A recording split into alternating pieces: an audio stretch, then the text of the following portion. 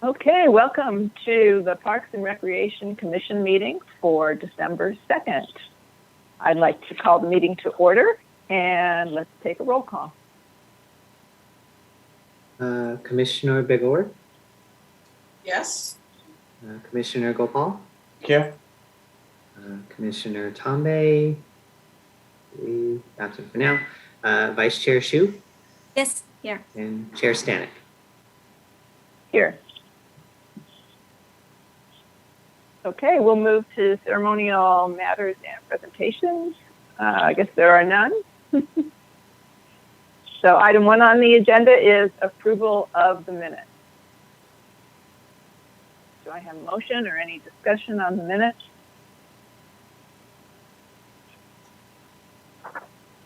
No, so number 4. I'd like to make one addition or one comment on the minutes that maybe we could correct. I think there were just a couple of points that didn't make it into the minutes that I thought really should have been there. And one of them was that the council had 2 parts to their resolution of March of 2021 regarding Rancho Rinconada. And one of the pieces of that resolution had not yet been completed, and that was Part A, to allow for engagement in the long-term planning for the aquatics facility in the city. And that was really one of the justifications. So I really think that should be in the minutes. And the other item was that that I asked Kevin Davis, the managing director, if the board would be willing to work with the city to find some mutually beneficial path forward. And he said that they would. And I think that that was really important to be noted in the minutes as well. So I'd like to add those 2 things to the minutes. So is there any comment, or do I have a motion to approve the minutes as amended? Yeah, I can make a motion to approve the November 4th, 2021 commission meeting minutes with the addendum or addition which the chair just mentioned. Do I have a second? I can. Okay, is there any additional comments? Let's just hang on just 1 second, because I see Commissioner Tombe is joining us now. Can you hear me? And yes, we can hear you. Perfect. I'm trying to figure out what's going on with video. It's not. It's a Thursday. I am here. Okay, just to catch you up, we have had an addition to the minutes. One was to add the piece of the council motion with respect to Rancho Rinconada that to allow for engagement in long-term planning for the aquatics facility to the city, and to note that that had not yet been done. And secondly, to note that when Kevin Davis was asked if the board would be willing to work with the city to find mutually beneficial paths forward, he said that they would. And so those 2 items were amended to the minutes, and we've had a motion to accept the minutes as amended, and we've had a second. So I just wanted to catch you up, see if you have any additional comment on that before we vote on that. Nope, good to go. Okay, let's go ahead and vote. Commissioner Bigor, Yes. Commissioner Gopal, Yes. Commissioner Tombe, Aye. Vice Chair Shu, Yes. and Chair Stanek. Yes. Motion passes unanimously. Okay, thank you. Moving on to postponements, and I don't believe we have any postponements. So I will then move to oral communications, and I will comment that oral communications are the portion of the agenda reserved for those members of the public who would like to speak on an item that is not on the agenda. And I do have one hand up, and that is Lisa Warren. Hi, good evening, everyone. Lisa, can you? Yep, I'm here. So, Okay, you can go ahead. okay, thanks. So first, I just want to say I did attend the Wilson Park sort of information meeting last night, and I'm really happy that there's some progress being made on doing non-invasive additions to parks as people had wished for in the survey years ago. So thank you for that. And something else that's been going on even longer is Lawrence Mitty. As you all know, the site's been acquired, purchased. At this point, the annexation is in process, but it's really sluggish, and I don't really know why. Well, other than it's a county thing. And then City Council, I believe, has on their, well, I know because I just looked, has on their agenda for next Tuesday to consider approving the recommendation for the design firm for the project. And so that's all good. It's behind schedule, especially when you consider it's been 14 or 15 years since the whole thing was an idea that had to happen. So my request, and you know, there was supposed to be some action being done there that's sort of stalled out. And that, from what I understand, the first action was to remove some berms, well, all the berms, that was not part of what the sellers in the transaction were willing to do. So the city said they'd do it. And the sooner the better for that, because it will help expose the trees that need to be decided about keeping or trimming or what will happen. And there's also homeless encampments there, so it would be nice to not have a place for them to hide from people that need to see what's going on. But that really hasn't been happening, and I was called by a friend, hey, they're going to remove the berms because there was all this heavy equipment there several weeks ago. But in fact, that's not what the heavy equipment was doing there, and I don't even know why it was there because it had nothing to do with the park. And now that is designated a park, so I don't know what was going on. So I guess what I would hope is that you guys can help kind of nudge the city to keep moving forward, find out what's really going on, and say what you think about progress, and just help this happen. We have to get residents re-engaged because it's been so long, but we need to do that if the design firm is going to start working, and we need them to get excited about it again. So there can be input from the public and we can move forward. So that's it. Thank you. Okay, thank you, Lisa. At this time, I don't see any other hands for oral communication. So we will move on to written communications.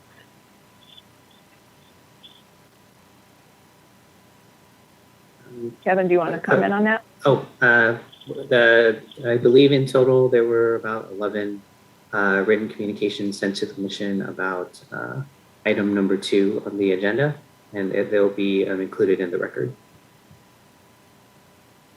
Okay, and I guess when we get there, we can discuss them, or at least bring up the subjects if people haven't had a chance to look at those. Okay, so let's go on to old business. Oh, there's no old business on our agenda. We have a very slim agenda today, but important nonetheless, especially when we get to item 2, which is the commission proposals for fiscal year 22-23 city work program. So I will hand it over to our director. Thank you so much. Good evening, commissioners. I have a very brief presentation just to kind of set the stage for this evening. Let's see here. Let me go back. I have 3 monitors this evening as opposed to my regular 2, so I'm having a little trouble here. Hopefully that works. Can you all see that? Yes. Okay, great. Sorry about that. Okay, so tonight, like I said, I'll just be providing a very brief presentation on this item. So the purpose is to brainstorm and finalize the commission's proposals for the fiscal year 22-23 work program for City Council's consideration. Just want to keep a few things in mind. Due to the existing workload, the commission should limit proposals to no more than 5. Each proposal should be within the purview of the commission and have a timeline of 12 months or less, as well as consider staff resources, budget, and routine business of the commission. Currently, our department is not fully staffed and will not be for at least another 6 months. We are also still adapting to the pandemic and figuring out new ways to conduct business, including the onboarding and training of all part-time staff. The commission is not required to submit any proposals if they do not wish to. As a reminder, normal operational items do not need to be considered for the city work program. Shown here is the proposal template that was included in the agenda packet. The template will be filled out based on tonight's discussion. Additional considerations include the existing city work program items that the commission supports, such as the Memorial Park improvements and Lawrence Mitty. These projects will likely continue into next fiscal year and should be included in the proposals. So our recommended action for this evening is to provide a list of proposed items for the fiscal year 22-23 city work program. Happy to turn it back to you. Okay, thank you. Thank you, Director. Do we have any questions for the Director about her presentation for any of those items? Well, I'll start it off. So from the questions, one question I had is, there were other things that were on the list before in terms of the existing. So I was curious why, we know that DOLA will be continuing at some point in the future, as well as, Rancho Rinconada is not completed. So those are two that came to my mind. Is there a reason that those are not considered existing? So the Rancho Rinconada item was removed from the city work program last year and taken on as an operational item. And I believe the direction that Greg had indicated was, if it is commission's wish, they could add it back for next year's consideration of adding it back to the work program. And I would just say that I wanted to give you guys the opportunity to, provide your input and feedback on the DOLA item. But yes, the DOLA trial has finished, but we have not extended the program into any other park location. So that would be the portion. So we need to refine that item a bit. So that's why we didn't just carry it forward.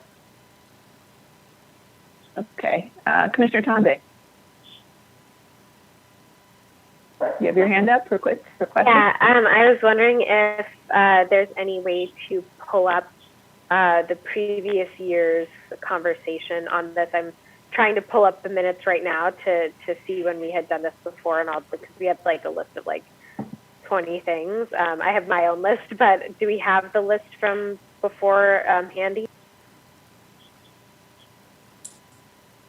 I don't have the list from last year's discussion. I do have a little bit of recollection on some of the items. There are items that were put through, like the senior strategy item, that will likely be completed in its form by the end of this fiscal year. There might be some additional things that might come out of that that might be operational from the current research.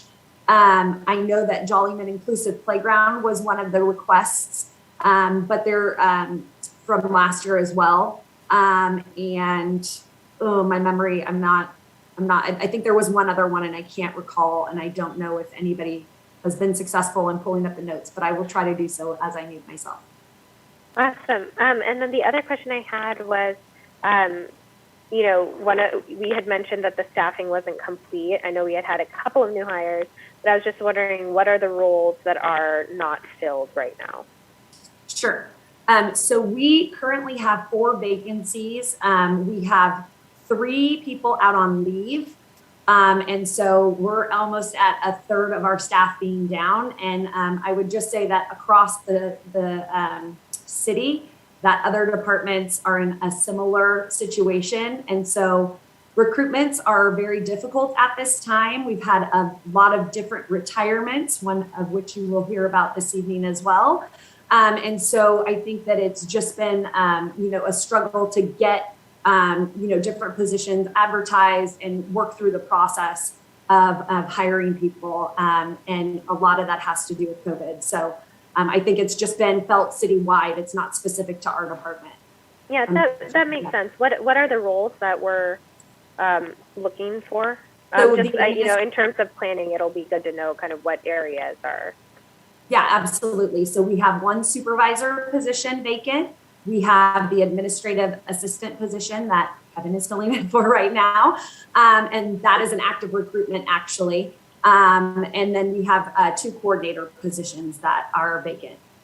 Great, thanks. Yep. Okay, Commissioner Begor? Yeah, I guess the other project that's kind of carrying on, or maybe should be on the list from last year, was the Blackberry Farm and what we're going to do. So it was like a feasibility study, if I remember right.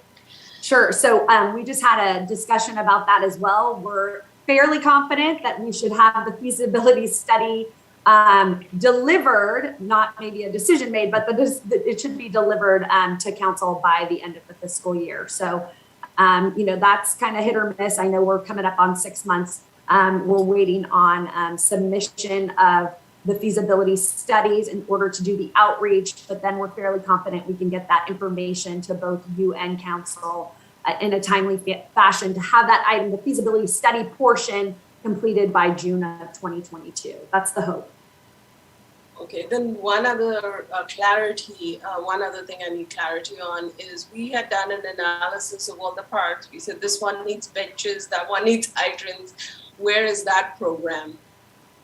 So again, unfortunately, due to some supply and demand challenges during COVID, which I'm sure you're all aware of, the implementation of that feedback that we received has kind of stalled out a bit. I do have a couple of updates in my director's report, but we're trying to determine how much funding and what will be implemented before we bring it back to you for discussion and to make further recommendations.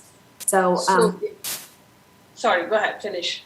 So we're hoping in the next couple of months here, we can gather that information about either what is going to be ordered or what is going to be implemented, so you can have a discussion about what you want to talk about implementing for the next year. So anything we suggest will be above and beyond that, or includes that as part of your work program? So this is the hard thing about the work program. So there are 2 different programs that happen, and some of them have some crossover and some of them don't. The CIP program, we have a lot of projects, which is not always the norm for Parks and Rec. We're building the all-inclusive playground out at Jollyman. We're building a new park out at Lawrence Mitty. We're going to redesign and fill in the ponds at Memorial, which is the most heavily used park in the city. And then we have the playground equipment upgrades at different parks as well, and the outreach associated to that. The park amenity improvements. And then we also have several other CIP projects that you were presented last April, like the pool renovations, the tree inventory, the basketball court installation, the community gardens. So we have a lot going on, and there's a lot of outreach involved. So I just, those things don't necessarily happen on the city work program.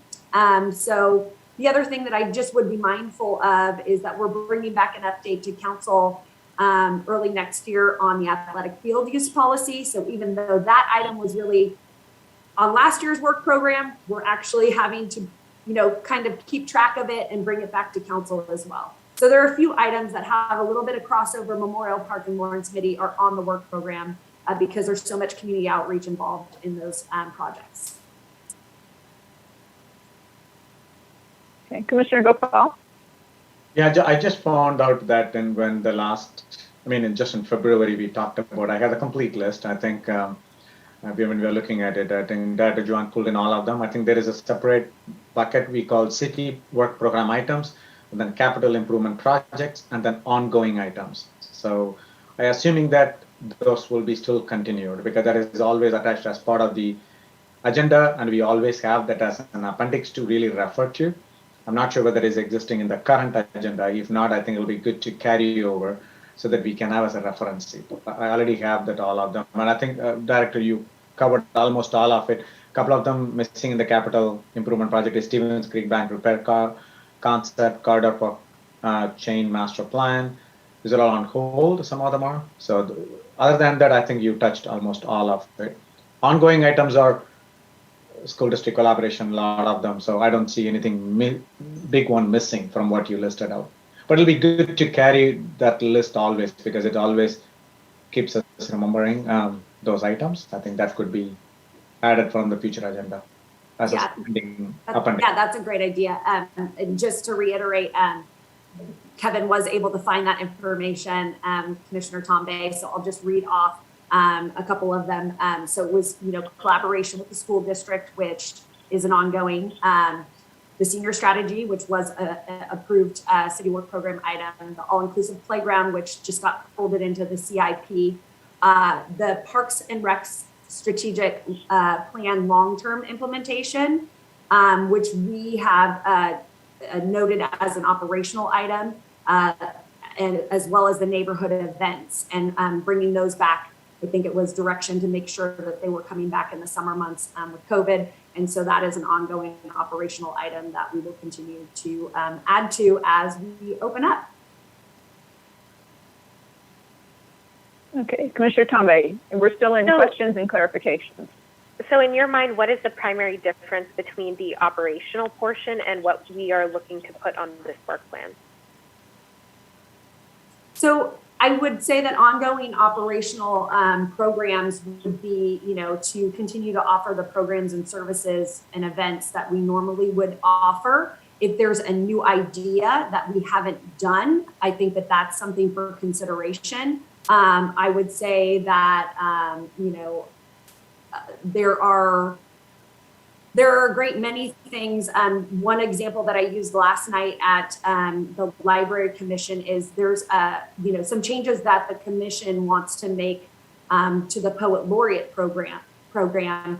And so we came up with the idea of potentially updating the handbook and revisiting the eligibility requirements and the selection process as a work program item, because that's going to be something big for the commission to tackle and provide their input and feedback on. So anything policy related that needs to change, or anything that is a program that we don't have that we'd like to embark on, or we'd like to expand or look into, that would require outreach. I think those are the things that we're looking for from the commission, if that is any clearer.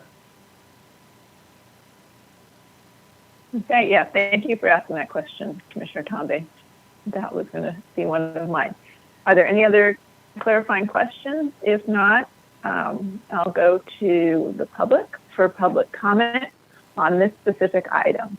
If you are a member of the public and would like to speak on this item, please raise your hand and I will recognize you and open up your audio to speak. Right now, we have two members of the public who would like to speak. They are Luis Sadate and Deepa M. So I'm going to allow Luis to speak, and you have 3 minutes. Welcome, Luis. Hi. Hi, Joanne. Hello, everybody at the commission. So I'm here to speak about the future DOLAs. And specifically, I'm very interested in a little dog DOLA at Linda Vista Park. I have a group of 60 little dog owners that are ready to organize to help form a little dog DOLA at Linda Vista Park. That's the location that works for them. And they've been waiting since 2019 to be able to form a DOLA. And they were waiting for Jollyman to finally complete the pilot program. And following what the pilot program done at Jollyman, we're going to follow the same processes of self-management, following the rules, and all that. And also, besides that, there are other DOLAs that are very eager to be started, and the locations are at Hoover Park, probably Creekside Park and probably Memorial Park. And so it's really important for dog owners in the community to be allowed to move forward with forming other doulas in Cupertino, which was always the plan, but it was taken off the work plan all last year. And of course, then there was COVID. And so now it would be really vitally important to us to be allowed to be on the park's work plan as a high priority item. We don't take all the effort nor the monies that of all the other projects that Joanne listed. We're just a simple project. We're self-directed. Don't cost you anything. Just, please help us put us on a high priority so it can be done. And no fuss, no muss. There you have it. And wow, short speech. Whoopee. Please put future doulas on the agenda on a high priority to start on the work plan year for 2022, 2023. And we would be delighted, all the different doulas that are eager to start, to work collaboratively with our wonderful city government. So thank you very, very much. Okay, thank you, Louise. Now our next speaker is Deepa M. Hey, thank you. Can you hear me? Yes, we can. All right. Hey, thank you so much, City Commissioners and Joanne, for giving me the opportunity to speak. I've been on the DOLA request for more than 4 years. And one of the key goals of the initial DOLA, even though it started out small, was to ensure that all of city's needs for all the dogs at that time when we ran statistics, it was 11,000. After COVID, it's probably double that, or at least 1.5 times that. All of the dog population would have their own local areas to play. DOLA at Jollyman was never supposed to be our final end all be all. It was always a trial first to prove as a proof of concept, and then from them on move to a permanent status and start expanding beyond.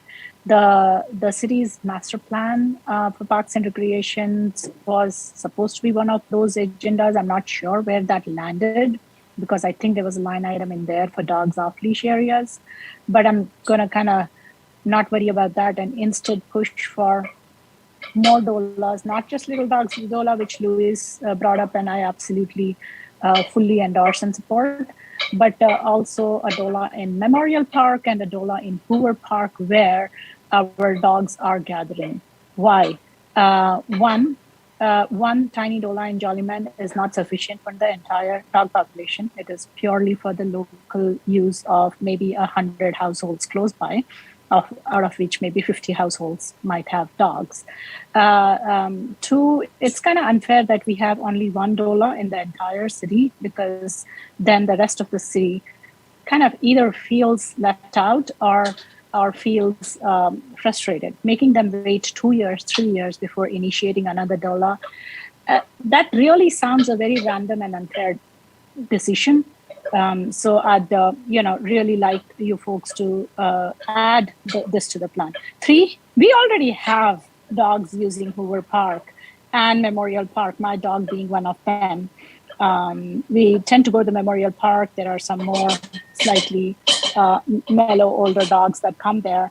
Not that stops us from going to Jollyman. It's just, we made good friends over there, so now we go there. And I know some of the original Jollyman DOLA folks are also going to Hoover Park.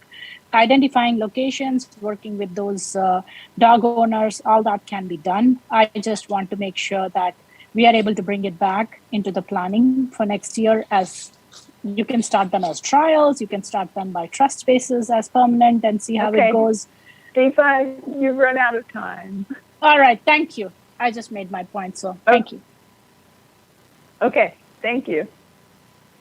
at this time, we don't have any other hands for our public comment on this item. So I will bring it back to the commission.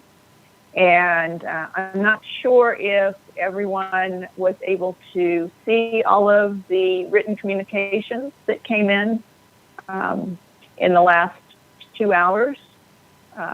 Of the 11 that were written communications, they were all in support of additional DOLAs. So I think we can see the public support for that. So Commissioner Gopal, would you like to make some comments? Yeah, I think I'd like to see, are we, when we say the top 3 or 5 list of things, is it the time, or should I wait once you open it up? For the top 3 well, now's the time. I mean, you can make some suggestions and we can have some discussion about it. It's back for just commission discussion. Just to pipe in here, I apologize for interrupting you both, but Kevin is taking notes and will share his screen once we get to the point where you have to delineate what would be your top 3s, top 5. So rest assured, Kevin's taking notes. Excellent. Maybe I prepared a list, but I didn't go for 5 because some of them are already there. So I created top 3, which I would like to put forth. Number 1, obviously, I know the overwhelming thing on DOLA. So I would put DOLA as my number 1 priority. And I know we want to know what the task and what the objective. I think those 2 columns are spelled out. So I just wanted to create. So the task is to expand the DOLA and to the benefit it created for the community by the community is so good. So definitely would like to expand DOLA every possible way, not as one by one, but even go in parallel. Because community, it's all driven by the community, and they did it. So I would like to just enable them. So that's one. And the main objective is this really brought a lively collaborative kind of a setup within the city. I've been in the city in the commissions in library area for the last almost 8 years now. This is one of the biggest thing I would say that community came up and then they started working with us. And then they were driving all of them right from the beginning. So the objective is to bring, increase, expand, enable them so that we can have more community members. And maybe this is only one start. Maybe we'll have more coming in. So that's the objective. This is on the DOLA. So I just list out top 3, and then I'll leave it. So that's number 1. Number 2, task is mental health. The task is to create or expand an existing programs to amplify the attention to the health of everyone in the community and around. Explicit focus on seniors and teens. We talk about mental health here and there, but the main objective here is that this pandemic created a need for it, and I thought it just created and it will vanish away. But again, every variant coming up, so everybody's in a constant emotional mental health situation. I think as a city, I really wanted us, and especially since we work with the community more than any other commissions, it's an opportunity for us. The objective is, again, work with the community, bring specific programs, and partner with many other organizations to bring in this mental health as our another top program, because we are not putting that in the top. It's all about parks and others. It's great, but I think this should bubble up now given the current situation. So that's my number 2. And number 3, I recommend is, well, I talked about the Labyrinth project, and invariably, I think it really created an idea that anything can be, any small, little, with less than it. I know it started with $100 as the budget, but it created such a great vibe, creativity among commissioners and the community. So really want to create more such projects like Labyrinth 1. And main thing is this is attached with the CUSD and the Fremont Union High School District FUHSD collaboration. The objective is to really make the students of these 2 districts to really create these kind of projects on their own with the help of us. Either we fund it or we enable them, we support them, so that brings us such a good collaboration, which also kind of feeds into the mental health and the community involvement, all of them. But I think it is an exceptionally awesome opportunity, given that we've proven that a small project can be taken. And this is the one I would like to share it with the FUHD and CUSD and say, can we create such a collaborative project? I'm sure that as long as we enable them, I'm sure the kids and students will really love to do it. So I'll put these three as my top three when I worked on something on this one. These three are my top three. So I'll stop there, Chair, and then the rest of the commissioners can go with their commission, their suggestions, and or we want to debate whatever it is. So, thank you. Okay. Other commissioners, do you have suggestions for the list? Please raise your hand.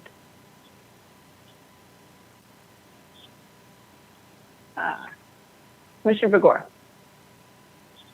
Yeah, so tying in, actually, I had my list of three. Didn't quite put it as well as perhaps Gopal had thought of, but I had the perspective more looking at the master plan and the strategic plan, more for the short-term and long-term initiatives that we had or we wanted to achieve from that. And keeping in mind what Commissioner Gopal just mentioned, I feel that if we can think up, from the perspective of getting the community, the kids, maybe even the adults out there, we should, I don't know if this will be a CIP project or not, but what about that basketball court? How about we get at least one of them out there? Because that is something that, a lot of people had asked for.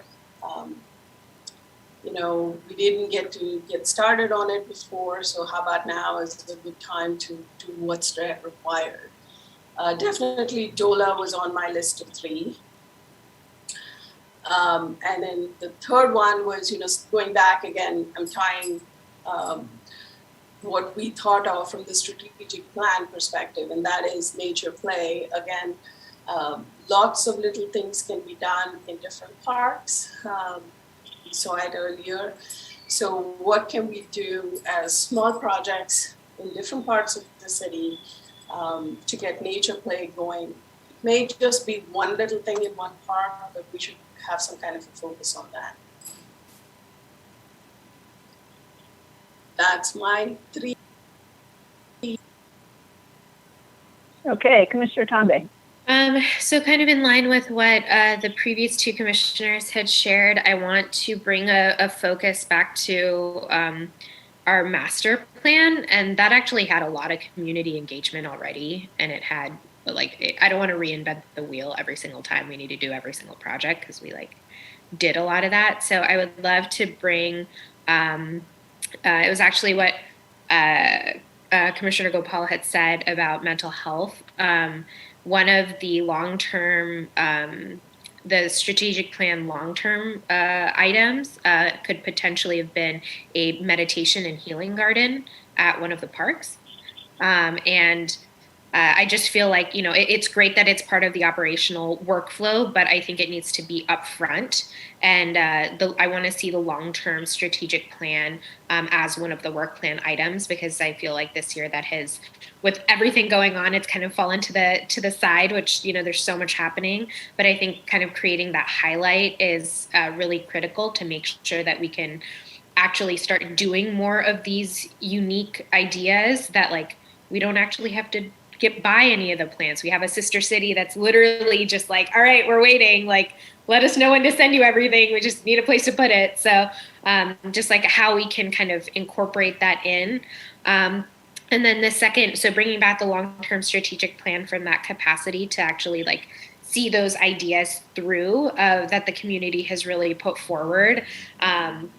And the second is one of the really cool things that I saw this year is when we created space in the community garden for impacted, Cupertino residents. We were actually able to fill some of our beds with impacted with people who were impacted. And I think that that's really important for us to make sure that we maintain throughout our city parks and programs. And so I would love to see a formal partnership with West Valley Community Services and the Parks and Recreations Department on different programs that we can create to support those communities. And oftentimes that involves our seniors, because there are also a lot of them who are, have been living in Cupertino for decades and decades and might have retired, don't necessarily have the multi-million-dollar lucky duck tech income, so we want to make sure that we're supporting them, and West Valley Community Services does a really great job. So solidifying that partnership with them and growing programs that are related to them as well.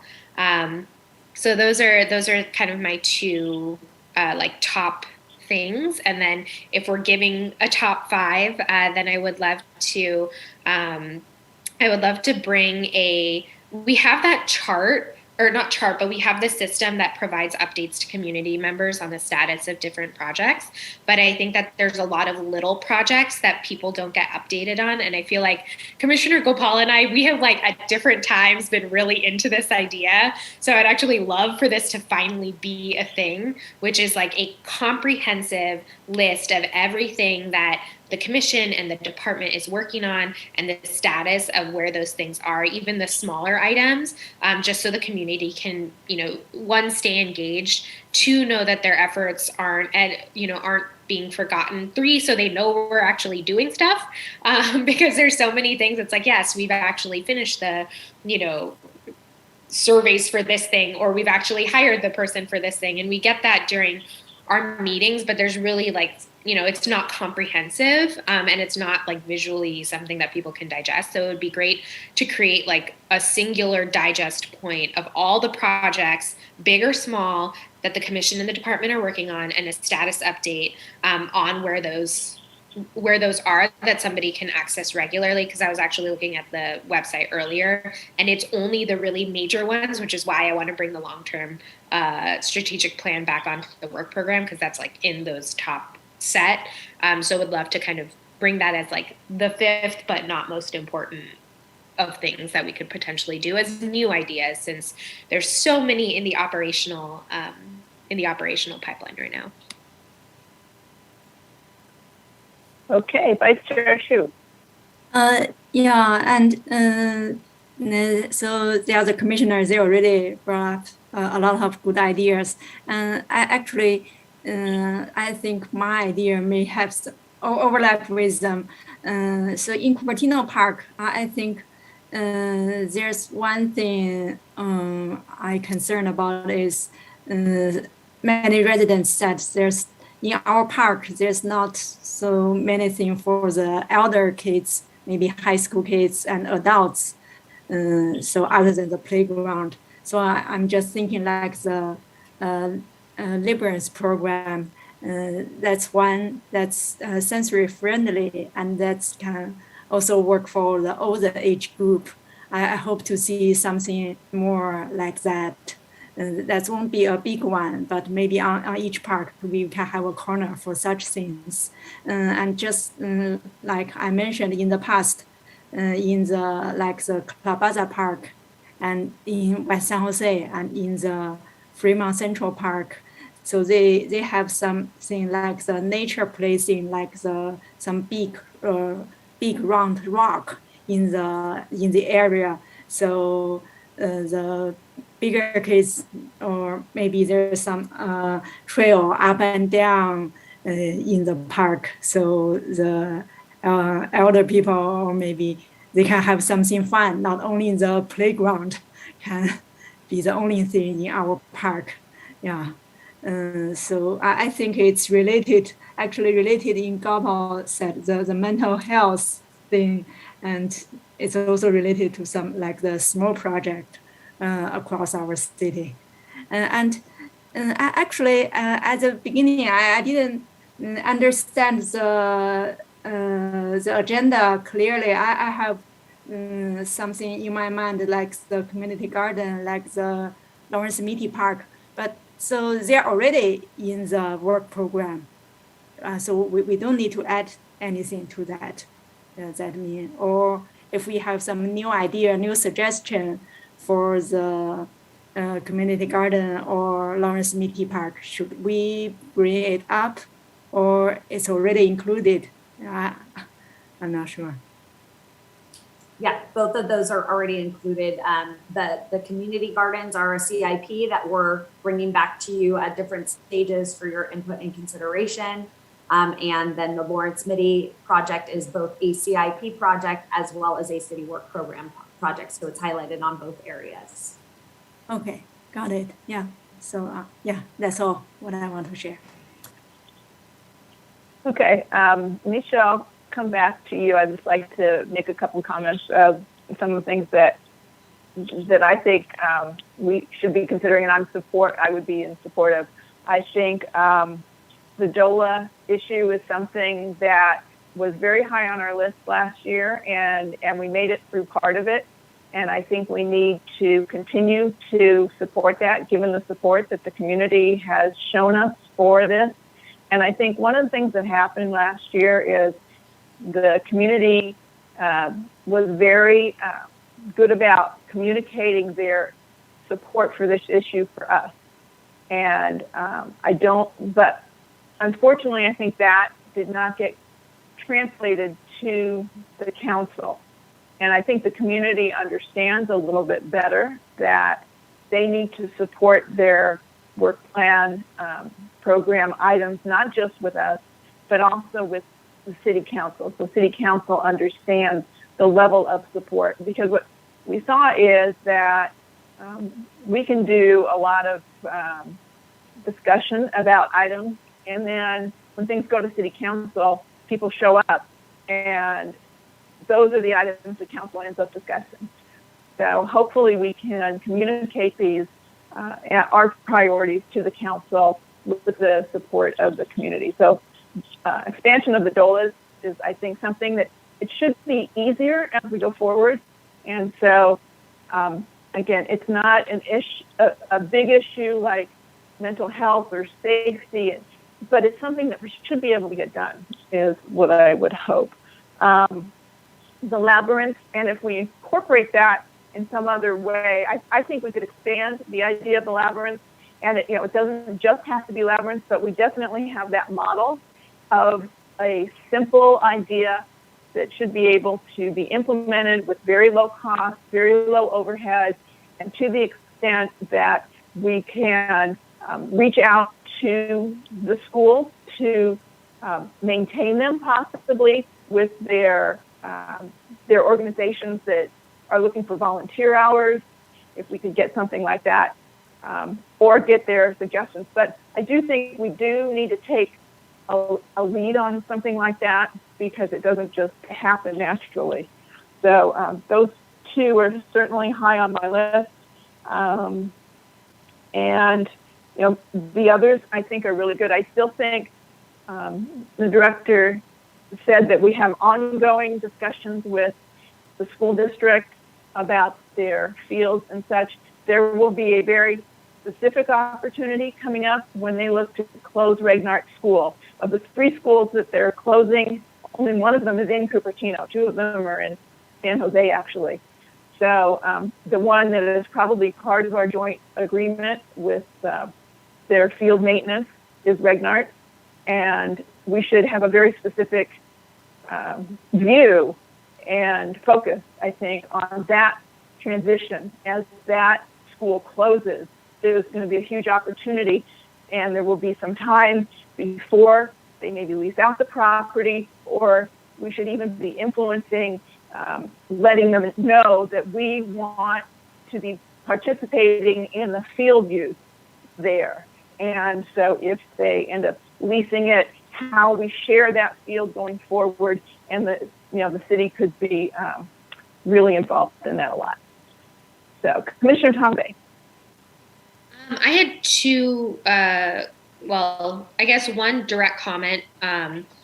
I completely second partnering with Regnart and really putting getting meetings on the calendar with whomever we need to make that happen, especially because in the master plan, there's so much basketball courts, cricket pitches that won't be, completely walked over. There's so many things that were in there that Regnar's grounds have the capacity to actually hold. Obviously not an international cricket pitch. Nobody's asking for that, nor were they ever. But practice cages, things like that, it could all be incorporated in there. So I think that that's really great. The one additional thing I wanted to add is creating a city partnership with Deep Cliff Golf Course. We're going through feasibility studies right now about what to do about the golf course itself. Should we change out the irrigation? Should we return it to a natural habitat? One of the, and I know we had briefly alluded to that there was going to be conversations, but not formally bring a potential partnership on the table. Just looking at the use of it, the demographics, all of that. We have 2 golf courses in one city, takes a lot of water, and national rates for golf is still in decline. COVID, a 2-year COVID hiatus does not change that. So potentially bringing a more formal partnership with Deep Cliff so that we can make sure that people who are in our city right now have the ability to continue golfing. That, and then the question I had, Director, for you was, is your hope that we don't necessarily fill out all 5 of the work plan items is because there's so much kind of in the pipeline. My concern is that last year, we just kept piling on more, and then I don't feel like there's a pretty bow on a lot of the projects. There's progress, but not necessarily a bow. And my hope is that in the future that there'll be more bows on things. What is your sense in terms of, is it really, like, how far will we be able to move on all of the projects if we continue to add more at the level of 5 right now? Thanks for that question. Actually, wanted to just also allude to the fact that our department actually oversees 4 different commissions and other committees like the Youth Activity Board and the Senior Advisory Council. And so ultimately there will potentially be 20 items that we will bring to council on behalf of the commissions.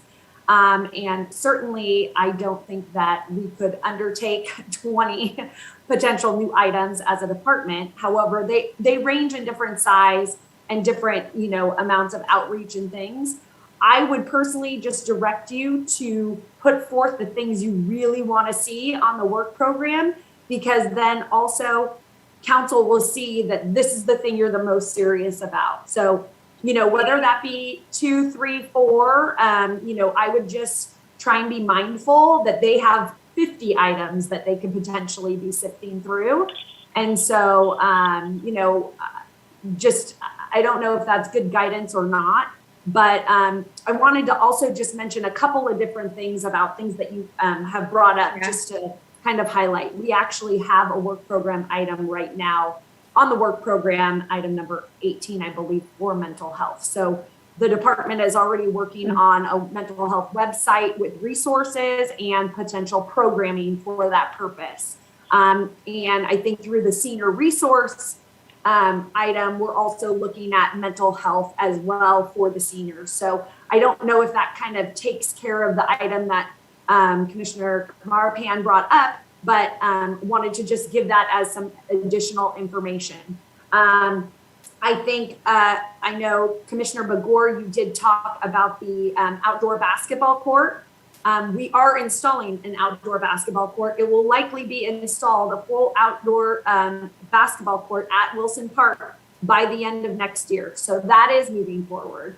I would also just indicate that there is team programming that will be happening at these parks as we get the table tennis tables installed. Pickleball courts are going to be installed. There are some additional recreational opportunities that we are going to be doing. We just haven't gotten there yet, but that was part of the strategic plan process and park amenity improvements. I would just say that part of the long-term planning that we are implementing is through potentially coming up with nature play opportunities out at Lawrence Smitty or different other elements that are put forth in the different opportunities in the master plan at Memorial Park. So there is some of that. It's not specific and all-encompassing, but I just don't want you to think that nothing is happening. There are things that are happening. I wanted to talk about, the labyrinth and the healing gardens and those types of things.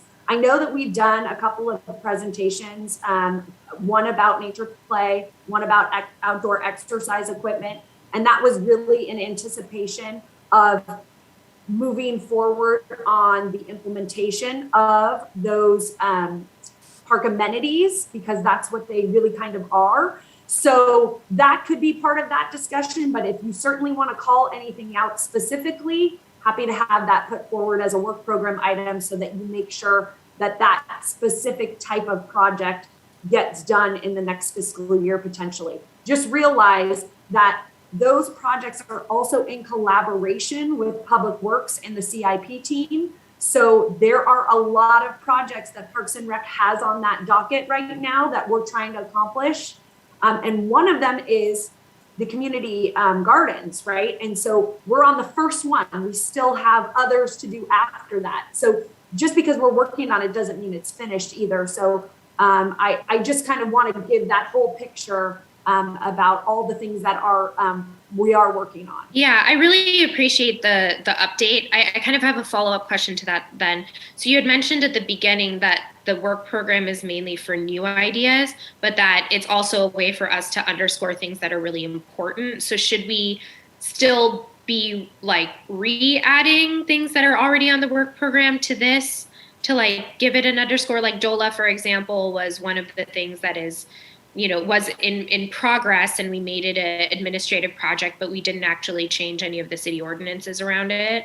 And then we also talked about expanding. So that's technically like a rollover, but do we need to re-underscore it by adding it back to this work program? Yeah, and let me explain what my understanding of the objective would be for that. So okay. My thought process behind expansion is to really do community outreach to the whole community to see what the interest and the needs are, and not just, try and cherry pick certain parks, because we don't have evidence that, one is used more than another. So trying to do the outreach to the whole community to see what the needs and the interests are, and then roll out trials and implementation would be a bigger process. But I think it's a more based on what guidance we're getting from City Council to ensure that we're getting feedback from the community about what they want. I think that that is the best way to move forward on that item. And because it's such a robust outreach, I think that it would need to be added to the city work program, because it requires a vast amount of time that the department would have to do above and beyond normal programming, I guess is maybe a good way to understand the difference. Okay, thanks. That's helpful. Okay, Vice Chair Hsu. So just now, I think I agree with Chair Stanek that maybe we can add some thing like the labyrinths in different parks, some small equipment, and that can be maintained by some high school student or middle school student. They want to some social service hours. Yeah, and actually, I remember several months ago, I sent email to our director asking if there's any opportunity in Cupertino Park. So our high school, middle school student can work there as volunteer. And I think we are lucky that Cupertino parks are very well maintained. So they don't require those volunteer jobs. And I want to share my experience on the Iris Chang Park in San Jose. Actually, they said Iris Chang's parents, they they were really concerned. They said San Jose didn't have enough funding, so all the cleaning job rely on the volunteers. And I heard almost every 2 or 3 weeks, our Chinese students will go there. Some Chinese volunteers will go there to clean the park, clean everything. And I think that's one extreme. So the city doesn't have enough funding. They just rely on volunteer work. But looks like in Cupertino, we are on the other end. We have enough funding and our park is very well maintained. But I think maybe we can find some middle ground, because I see those students coming from Cupertino to North San Jose to clean their park. Yeah, if we can have some opportunities, I believe, yeah, they would also like to contribute to our own community and make our community better. Yeah, just give them some chance. I think, yeah. So Chair Stanek mentioned this idea is great. Yeah, I support that. Okay, Commissioner Gopal. Thank you, Chair. Dr. Joanne, I think it's kind of alluded to what Commissioner Tompe talked about it too. So one of the key reasons is that, for example, let's take mental health. I know there is a program there, but I think it takes its own course. But given the current state, that has to be bubbled up. So prioritization of it. So I think by adding this one, put a more emphasis that, hey, it is hidden somewhere in that. I know it's in one of the line items you said, I think 18. So I don't know what the priority means. If it is 18th priority, no. I hope the priority is somewhere more in a single digit, or even I would like to get into top 3 priorities, because we need to react instantly to the surroundings, the environment where the community is going through. And so this could be a long-term strategic, but I think this has to become immediately bubbled up that we need to start focusing on. So that's one of the reasons why I think when I mentioned is that it is a need and it is a must at this environment, this type of situation it is needed. So by adding it, it helps to bubble it up, to prioritize. I would like to still call it out. That's one comment on the mental health. DOLA, the second one, even though it is in a current program, I know the outreach is needed, but I think we may have to approach it in a different way. That's my input. Is it's already proven. A lot many things are done by the community. They have a framework how to do it and what it is, and we have just helped them, enabled them. If you could able to just have the community in the nearby parks to come up with similar, right? They can form their own group. I think one of the speaker today, Louis, I think she mentioned that she already has 60 people, 60 plus people for the smaller. So that means they already ready. But maybe the other parks, they do not know whether they can, right? But I would like just to tell them that go ahead and use this as the one Charlemagne Park, whatever we had as one as a template. Let them all go and create and then come back. And we need to be ready to support rather than whether we need it or not. I think it is already, they have spoken very clearly. In the last 2 years or 2+ years, it is needed and we support it and we saw the success in one. So I would like to put that as standing. Yes, we support it, provided we'll give a prerequisite. The nearby park, the community has to come with this set of groups and with all the needs. Like we can come up with a kind of a template and then we need just to tell them that we're ready to support, go for it. I don't think that we are in that state. That's why I think when I said DOLA, we already proven project driven by community. Let's implement it. Let's tell the community we are ready to go and support it, provided you need to do these things. They will go. These similar to the one park, the rest of the park will know. So it's more than outreach. I really wanted to get it implementation. We're ready to implement, provided these things are done. So that's why I want to call that out as the one of the objectives on this too. The other one, which I think chair as well as the vice chair, they brought it up, the labyrinth project, the small projects, it is a must that because we said we will collaborate with CUSD, FUHD, but I haven't seen anything in the last year where we actively collaborated. It's a line item sitting there. It is there, but we need to say explicitly we wanted to collaborate with you and this. And I think as chair said, we need to drive it. We need to take an initiative. We need to take a lead. unless otherwise we put in the top thing, I don't know whether we will take a lead. And we need to have one staff, at least one or two. Then absolutely, I know already volunteered. I know Chair and Commissioner Bahu, they were the veterans. So at least we can do similar projects like that. So we can help and do that one. So unless otherwise we put in there, it will become a standing line, but I don't know where it is. It will be like bottom 5 or 10. I like to become top 5. So I think adding it is a prioritization. If it is existing, I think we need to start prioritizing it. So that's the objective. That's what I see it. Also, one other comment just to want to add it, as Commissioner Tambe said, we don't have a visibility of, okay, we have 20.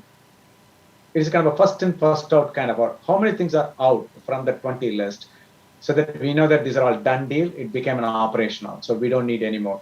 So how many? Then if you know at least, then adding these things would also help. Maybe I personally don't have that visibility. We had a 20 when we started the year 2021. By ending it, how many of them are done?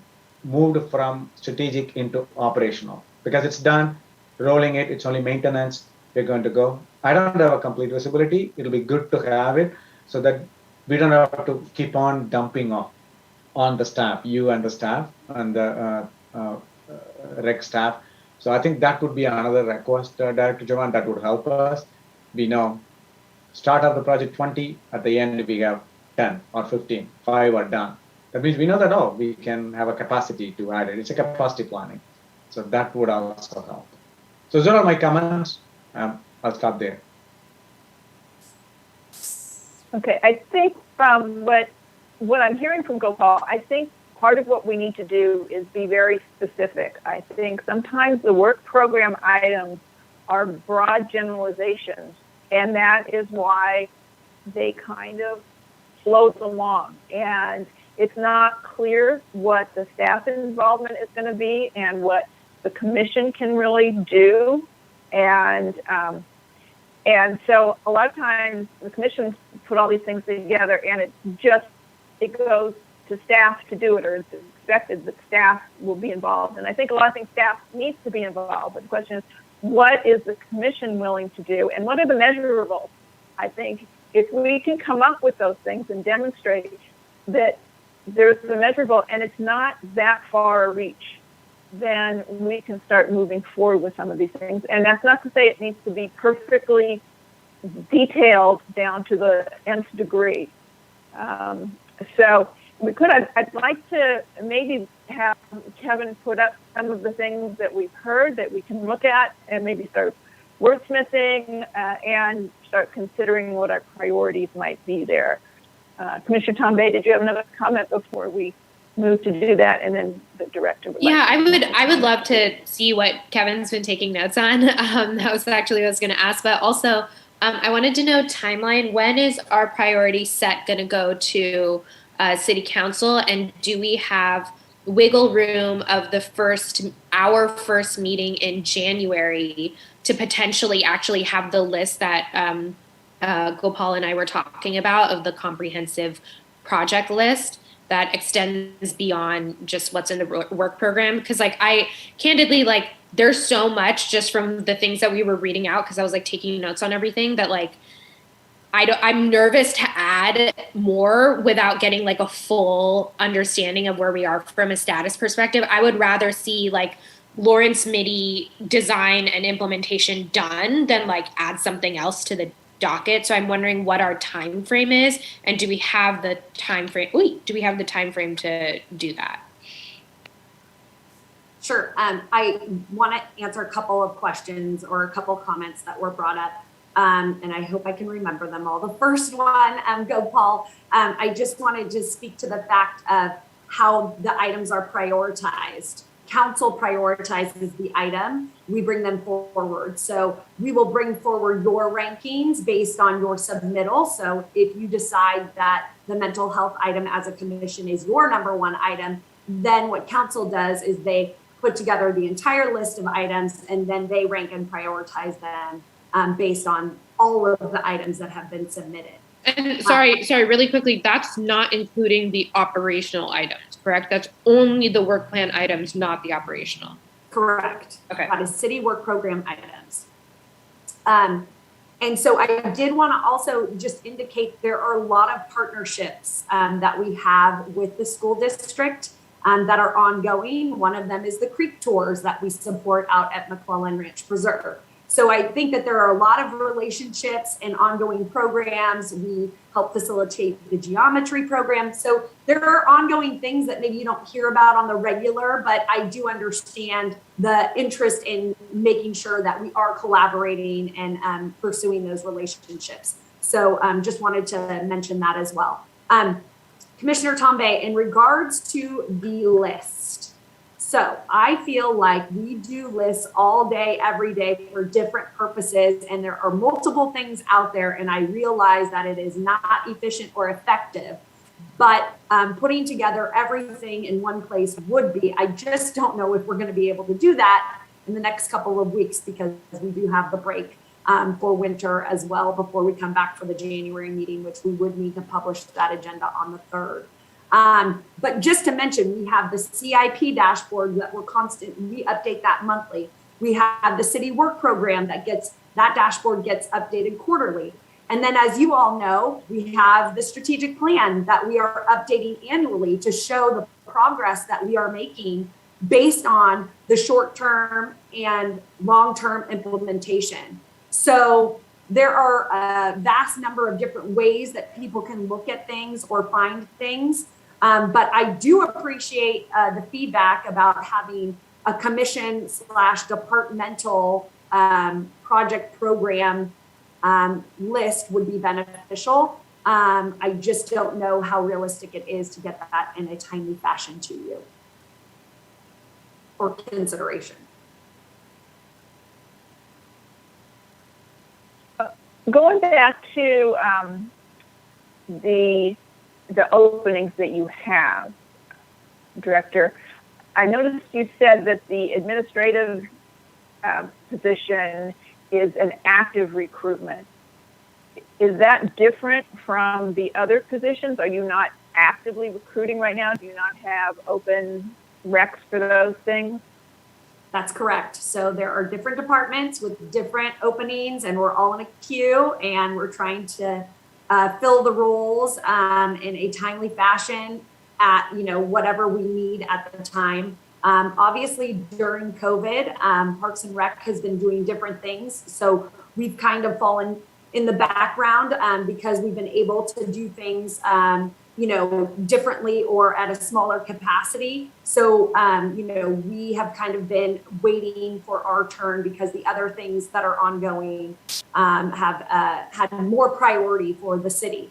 So there's a prioritization process of what things are, what positions are open and what is needed to be filled. And so as we come back from COVID, we definitely need all hands on deck to offer the full gamut of all the programs, events, and services, and have all of our facilities open and the rentals occurring, camps, the swimming pool. So, very soon we need to be at full capacity, and we're hoping to be by summer. So by summer, sorry, a call just came into my phone, so I'm sorry. I just declined that. Hopefully you can hear me. So you hope by summer, then say June, that you would have your positions filled? Is that? Yes, and then the onboarding and getting people up to speed takes time as well. But yes, we're hoping to fill the majority of our open positions in the next 6 months. Okay. So one thought there is we are doing our work plan for 22-23, which actually doesn't even start until July of next year. So I guess I'm going to hope that you will be successful in filling your positions and be back to close to full speed and full capacity of staffing. And maybe that's something that as a commission we need to let council know that is a priority too for the city. The other comment I'd like to make about the council process. So all of these things the work programs go to the council with each commission's top ones. And I'd just like to comment that last year, our top item was DOLAS. and it wasn't just Jollyman. It was to do at least 2. And so that was Parks and Rec top priority last year. And I guess the good news is that it didn't just go by the wayside, but it got dropped to number 50. And that was an indication to staff of where council prioritized this.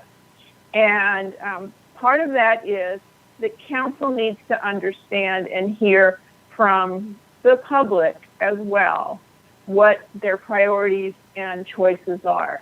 And again, I think that for whatever reason, that emphasis from our commission did not get communicated to council. It was shown as our number 1, but it really didn't have any impact as far as I could tell. And so hopefully we will be able to communicate that, and the community will be able to show what their priorities are as well. So I think, our priorities are important. One of our real functions here is to get public input. And the public input that we've had tonight is about DOLA. So I would just like to leave that comment there. So I guess I'd like to see if we can try to look at the choices and figure out how we can get a coherent strategy or list to council. So I'm going to share my screen, and please let me know if I misheard anything, if I put anything down wrong.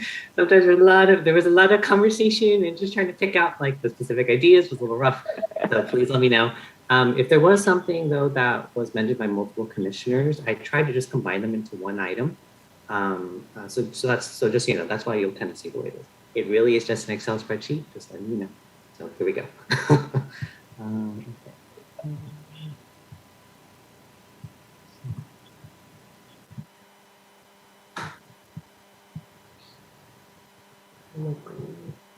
And let me know if you would like this bigger on the screen. It's just I was trying to get it all on one page so you kind of see it.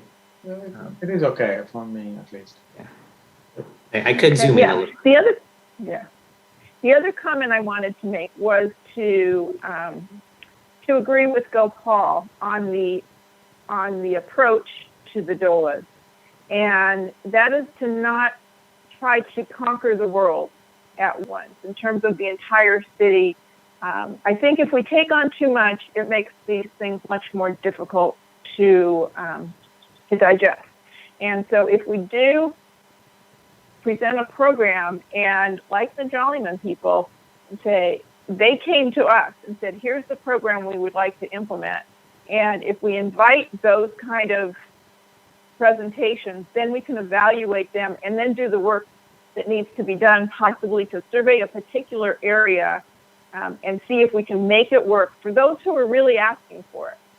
So, and then others will come forward, I would think. So, so that's a different approach, I think, to what the director was thinking in terms of a comprehensive way to approach it, which would be great, but I think it may be biting off too much.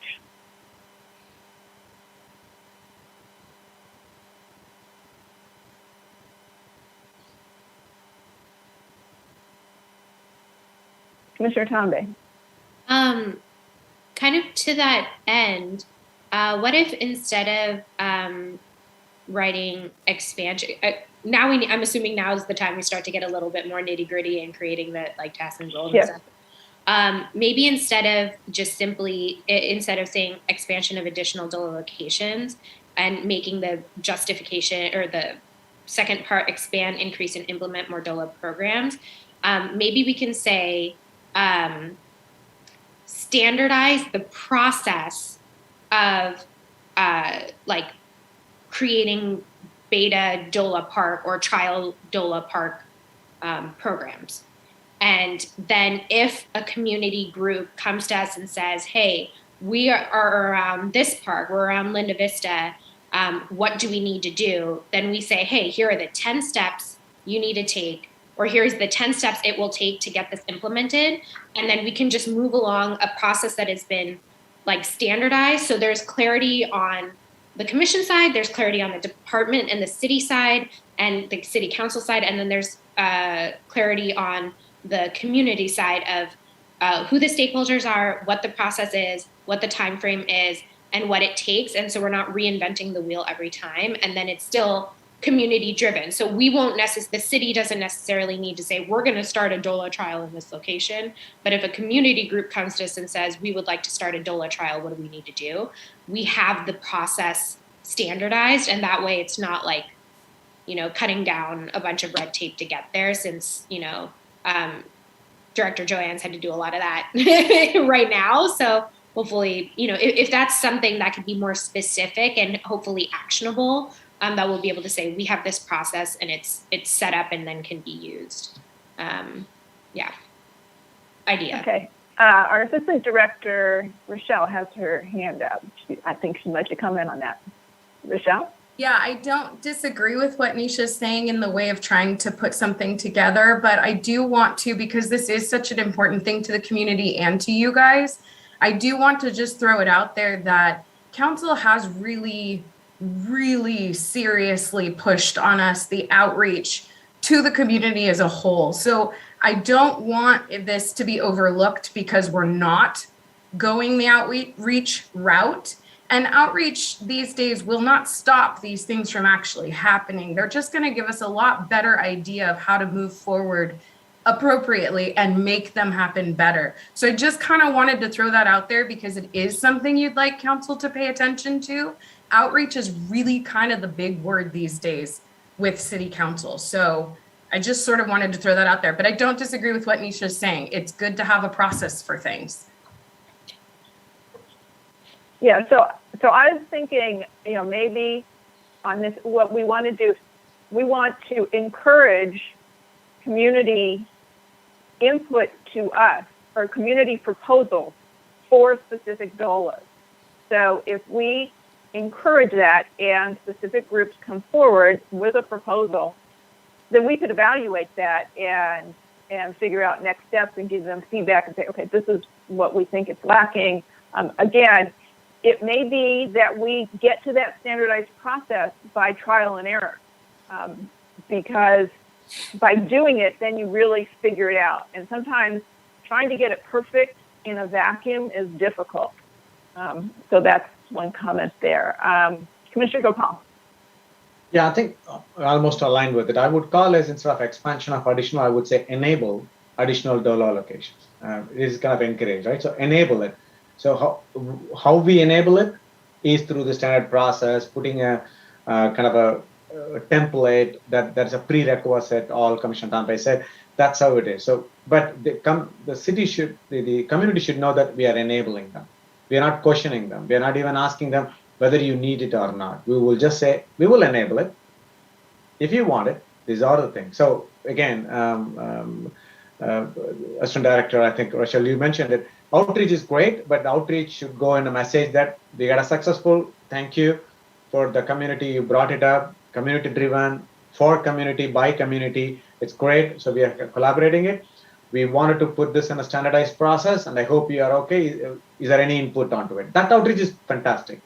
Rather than asking whether you need it or kind of rather, that outreach is good. Hey, you did it, fantastic. We want to help you. But this is what it is. Is there any input you are going to give it? I think that's okay. Okay. Director McGreeney wanted to comment on that. Sorry, just one other thing for your consideration.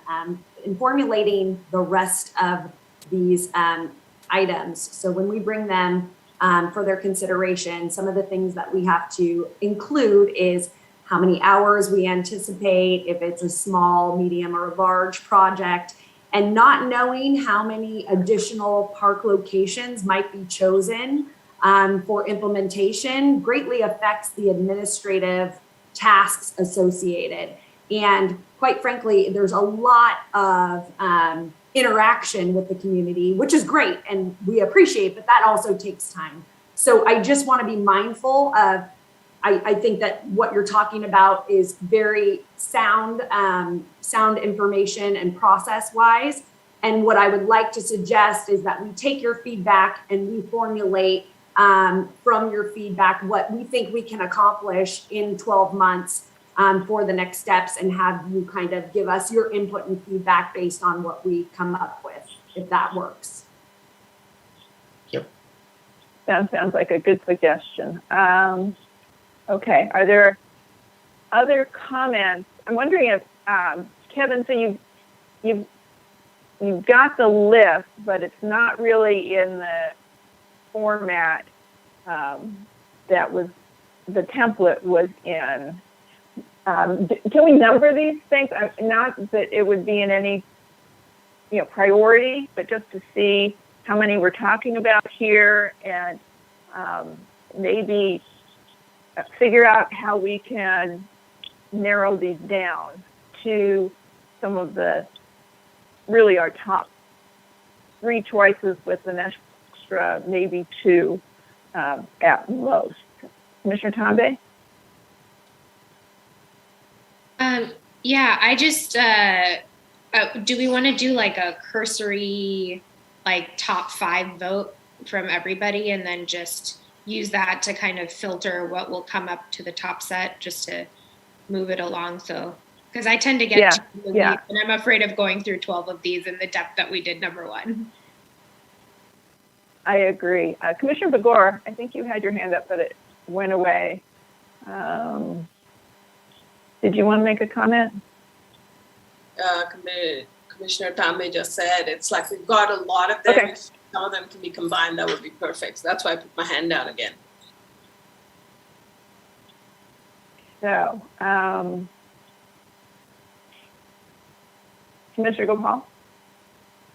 No, I think, as you said, I think it'll be better just to transport it into Excel quickly on it, and then we can put it as whatever we voted. It's easy. It's out of the 12. So we should be able to do it quickly, Kevin.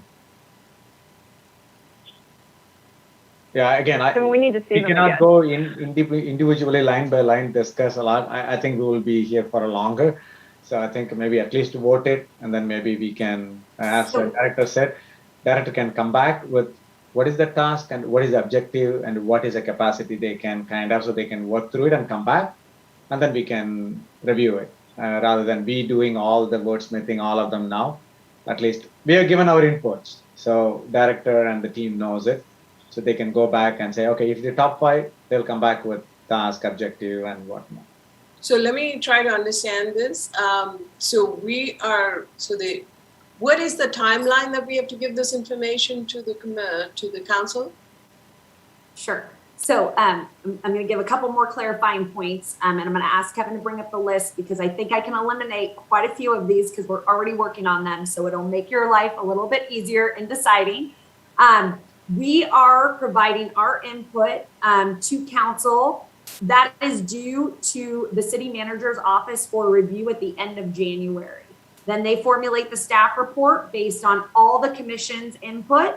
And they bring it to council sometime in February, March timeframe. It's usually a special study session so that council can go through all 50 potential items that are submitted from the different commissions. And then it's brought back several times for refinement and input and feedback for the council's consideration.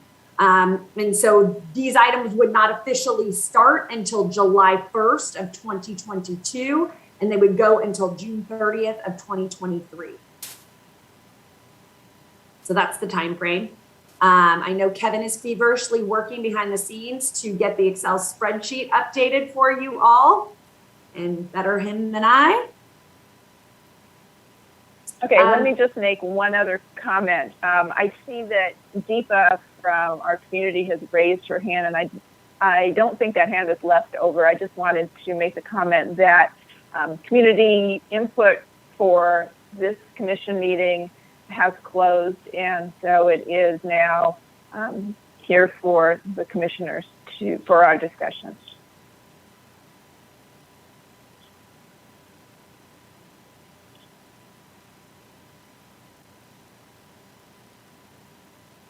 And maybe while Kevin is, we don't want to put more pressure on it because everybody's looking at Kevin and say, where is he presenting it? So Okay, well, can we move on to the next, any other thing so that we can come back? Is it possible?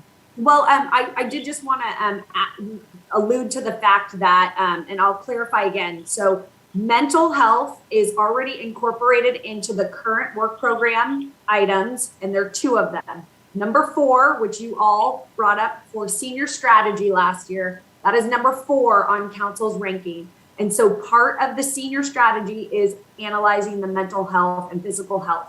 So that's already incorporated in the current work program. And then there's an additional item for mental health resource website, as well as programming that is already on the current work program at number 18.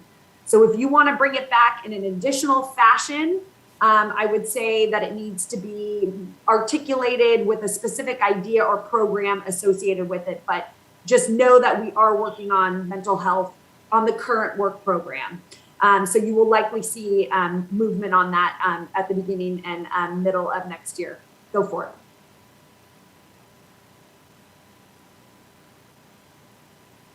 Commissioner Gopal. Yeah, no, great, Director Joanne. So it's perfectly fine. The only thing is that how do we know that that is getting accelerated with the focus? Because the mental health one started maybe a couple of years back with the generic idea of generic mental health. But right now in the pandemic created a specific focus, and it's a dire need, not just for seniors, for teens, because of the school lockout, all of them, and still. So it has to be raised, and as if at all, if you ask me, that should be number 1. How do we emphasize to the council that it has to be in your list? It's a must, kind of. What other way we can? If it is sitting there as an 18, assuming that that's not the priority, but it has to. It cannot go from a senior strategy of mental health or any general mental health program. It is an accelerated program, and whatever it is, if you feel comfortable, again, you know better. And hey, this is going to be. We are going to focus and we are going to put people on it. If we have to do only 3 projects because of the staff constraints, will this be in the top 3? If it is not, I would like to put that in. Okay, duly noted. But we are working on programming. Those items will come to you for your input and feedback. The mental health resource page has already gone to the Teen Commission for their input and feedback. So just know that we are working on that, and it is part of the current work program. Not to try and tell you not to put it on the next year's. I just wanted to clarify that because it is a little bit of confusion. The other aspects that are associated with the list had to do with the basketball court. We're already installing that. Team programming, I think that's already emphasized in some of the CIP things, and the design that we will be doing at the 2 parks that we're doing outreach for. So let's see what else. Partnership with Deep Cliff. That is going to be part of the golf course feasibility information that we will be bringing forward. So we're already working on that. Then let's take that off. Okay. That's my idea, and if nobody is opposed to taking it off, let's take it off. Great. Down 1. Happy to help. Well done. I think basketball court could maybe come off too. Instead of taking it off, you can mark it and move. Okay, it's okay. Oh yeah, we'll add it to the list of things that you want us to keep track of, Gopal. We're just for this activity, we'll just keep it simple. So the dashboard of all city projects, just want to get some clarification from you, Commissioner Tom Bay. So would that be like a web page, landing page associated with that you could get to from either the Parks and Rec Department or the Parks and Rec Commission that leads to all of the CIP city work program items in one location? So that I'm understanding, so that it's kind of a dual, and you can link to the dashboards from there, but a list. Yeah, so basically, like, you know how we're like, you know, you're telling us, oh, well, we're in progress with this thing, or we're in progress with this thing. It's like, instead of us being like, we don't know what's going on. And my biggest concern is that I don't want to add more to the plate if the plate is already overflowing. And I just have like I have looked through the CIP list, I looked through the work program in anticipation of this meeting, but like there's smaller things that are happening that we just, you know, don't know because we're not in the thick of it. And so just to have a space that we can go to that will be like, hey, like we're doing stuff and this is what we're doing is basically it. I mean, it can be this Excel spreadsheet and just, you know, that format. It could be in a Word document. It doesn't have to be like a formal thing. Okay. The other aspects of this nature play, I think we are working on a bigger scale about nature play in the design of both Lawrence Mitty and Memorial Park. But if you want smaller features, I think that could be considered as part of the conversation when we talk about park amenity improvements. But if you want to have it as a standalone emphasized item, happy to have that. Similarly, I would say applies for a labyrinth program of some sort as well. I think that could be incorporated or not, or standalone. I think the recreational opportunities for older teens also gets addressed through the park amenity improvements. But again, it can be a standalone if you're interested. As far as the field use agreement for Regnart Elementary, I think, you know, city staff will likely be having that ongoing conversation anyhow, but if you want to ensure that council knows that you're supporting it, happy to add that. And then same with the partnerships with West Valley. We already do have partnerships with West Valley. We have our scholarship program in support of our different programs and activities that we offer here. We do have support for the senior programs as well with the Stay Active Fund. So there are some things that are ongoing, but if you want us to make those more robust, can certainly talk about that. And I think I hit them all out of order, unfortunately. Okay, and Kevin, I think on row 12, you could scrunch it up a little bit, and row 13, maybe scrunch it up. And 14, I'm hoping to be able to get it so we can see them all, so we don't lose sight of any of them. And yeah, okay. And maybe if you could add a column to just number them. And before we start voting, Chair, for number 9, it's also just long-term strategic plan. Mental health is part of that, but I just wanted to make sure that that was clear. So just thinking just aloud about all of these things, and when you tie the mental health to you know, the long-term strategic plan, they're kind of the same thing. We're just bringing up the priority. So does that make it one, or does it make it 2 items? Similarly, the nature play and the labyrinth program. So it's not necessarily, you know, something big, it's something small in each. So it's, these two are 8 and 13 are very similar, so you can kind of tie them together. Nature play / labyrinth program is similar, the information is the same. So if you combine those two, we're combining all of these, we're already reducing the list. yeah, I think we could combine nature play with labyrinth use. Commissioner Gopal, you had your hand up for a bit. Yeah, thank you. I think exactly. So the labyrinth and nature play can be combined, and I would like to keep that as separate because it is a proven, compared to any other things, it is proven. So I would like to call that out, say that like this. So there is a reference. Again, this can be finally folded into others. It's okay, but for me, that's one of the key things I want to call it out. This is an exciting one for the students' collaboration. So I like to keep this one. That's one comment. The second one is, yeah, recreational opportunities for older teens. I agree. If it is already part of the other teen program, I'm okay with not going it.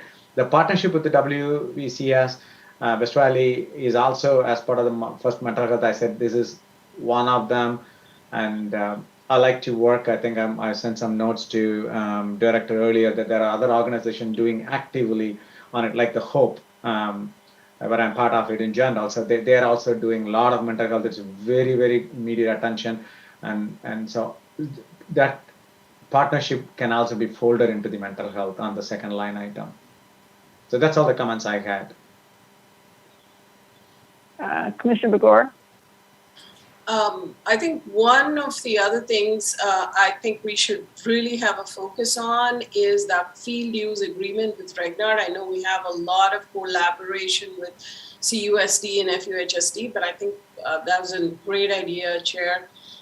We need to have that as a focus item, because if something that goes to Regnard if Regnard Elementary is closed, we don't want that to go to if it's a private school, then we have a whole lot of other things that get caught up. So we want to have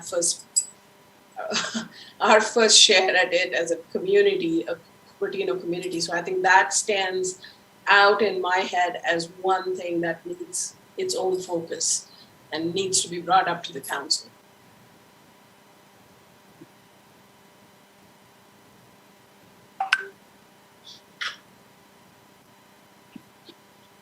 So it looks like we have 7 items on here right now. I'm also wondering, is there a way that we could vote on these and give our comments to our votes to Kevin, not one by one, but just sort of show the votes up there afterwards? I think we all have our own opinion, but it's human nature to be influenced a little bit by what others might be voting for, and then continue to have a discussion after that. Commissioner Tombe? I am fine with hearing other people's votes, only because I didn't even think about the Regnard thing, and I think that's a great idea, and that in my opinion, is now one of my top 3. So I think that's fine, but I just want to vote now. Okay. Sorry, So before so the Regnard thing is, there really is a very specific opportunity there with Regnard in the upcoming year.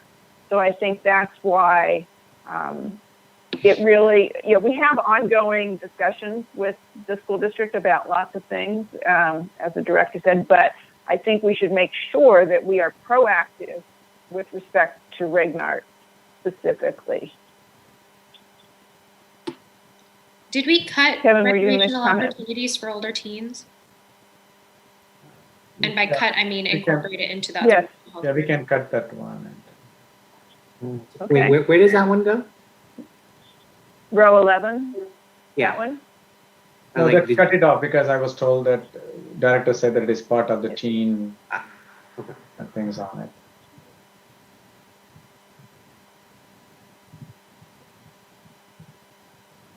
Also, and just want to remind you, they're also the 2 current items that she did mention, that Director McGreeny did mention, the Memorial Park improvements and Lawrence Beatty.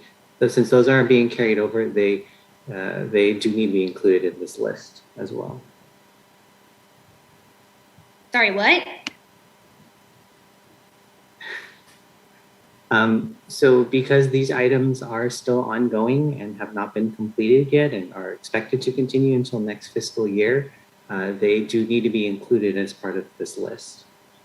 No, I thought that we will not, because that's why we are removing other things. So if this is already ongoing, I think we agree that that's what my understanding is. Sorry, I didn't raise my hand. So. Director McGreeny, you want to comment on that? Yeah, no, I apologize if there was any misunderstanding, but no, these 2 items will be continued to next year. So they are part of the list of 5 that will be submitted. So you technically have 3 more items available. If you decide that you don't want to continue to support these items on the work program, that's completely up to you. But our recommendation is that these are very large outreach projects that are being highlighted by the council and emphasized by the council. And they in fact put both of these items on the work program last year. So they are part of Park and Rec Commission purview. So that should be taken into consideration, but happy to hear your feedback on it. Commissioner Tombe? Sorry, I'm confused. I thought that the purpose, I thought that if something was not completed in a previous year, it automatically rolls over into the next year and then we give additional. So this is not the case. The case is that for these specifically, even though that there are others that have folded into the rollover, these specifically, because of the size of it, should be included in the top 5, correct? Correct. Okay, cool. Well, I personally believe that Memorial Park and Lawrence Mitty should stay as 2 of our key things. I would love to, see that pond closed. Yeah. that kind of changes our perspective. That kind of thing, yeah. What about Blackberry Farm? I mean, I feel like we could come up with 5 things and we would not even have anything on our list. So Blackberry Farm is scheduled to finish by the end of the fiscal year. So that's why it's not being carried over. Oh. The feasibility study portion will be delivered. I don't know if a decision will be made or if a CIP project will come out of that, but the feasibility study is scheduled to be delivered to council prior to the fiscal year ending. So does that mean that sorry, go ahead. Go ahead. If that feasibility study says that we have some action to take on the Blackberry Farm, does that throw everything we put back on the table? No, so the feasibility study will give guidance on the potential future CIP project, and that will not be submitted until the following year's CIPs because the CIPs get considered in April and May. And so for next fiscal year, there will not be a CIP project associated to Blackberry Farm. Okay, so it seems that 2 of these are a default for the Lawrence Mitty and the other one is Memorial Park. So should we, I'm asking the commission, should we just be voting on 3 additional ones? So, then? Chair, Do you think that will give us, yeah, go ahead, Commissioner.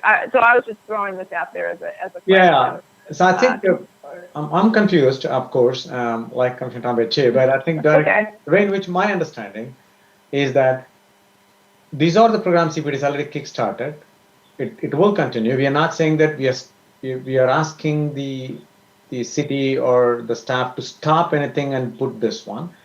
And then the way in which my assumption was we will present 5, and then I'm sure that you are going to do the staff is you and the director and the staff are going to do on capacity planning. Hey, these are the things already people are allocated to it, right? So the top 2. So then it'll have its own people and then that's all. Then what is the capacity you have now? For example, if the Blackberry Farm one is done, I'm sure that that'll free up some people. So you will have some capacity available to take additional work. And that's where, if you have it, will you take number 1 or a 2 or a 3 or a 5? I thought that's where we are. But if you're mixing up the big projects we have, then I think this is not prioritizing. Looks like it is, oh, let's continue. That means I would like to continue the other 2. So I think that's what I'm confused. It'll be clean if there's a way in which I think the director, you present to the council maybe differently that, hey, these are the programs which are ongoing, which occupied 80% of our staff at this point, which has an end date to finish it middle of the year or end of the year. That's great. We have 20% capacity. So we are ready to take some additional things. And this is what we asked for it. And these are the top 5. Maybe we can able to take only 1 or maybe 2 with that. Or if you provide additional funding, if it is really needed, if council can give additional funding, sure, we can go for 3. I thought that's the way it'll be presented, because if you are mixing both, I feel I think we're not doing justice to what it is, because we are encroaching into your area, John, like your control. You do all the stuff, you know better, which I don't want to come and as an individual, I don't want to come override, do the other one because you know better, and I don't want to touch any of those which is already in progress. That's why I don't want to mix those, which means it's confusing to me personally. I will. Go ahead, Director McGreeny. Yeah, I'll attempt to clarify. I know this is, it's a lot of information to try and sift through. But so the outreach to design Memorial Park and the outreach to design Lawrence Mitty are large projects that are not ongoing. They're special. That's a special project. So we have to allot staff time and effort to be able to support that process.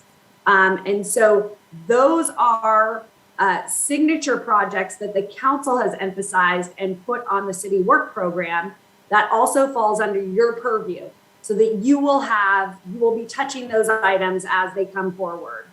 So you are a part of those projects. So it's kind of like you can't separate them. They are ongoing. I don't think we anticipated that they would necessarily, the outreach would extend into the next fiscal year, but they are extending to the next fiscal year.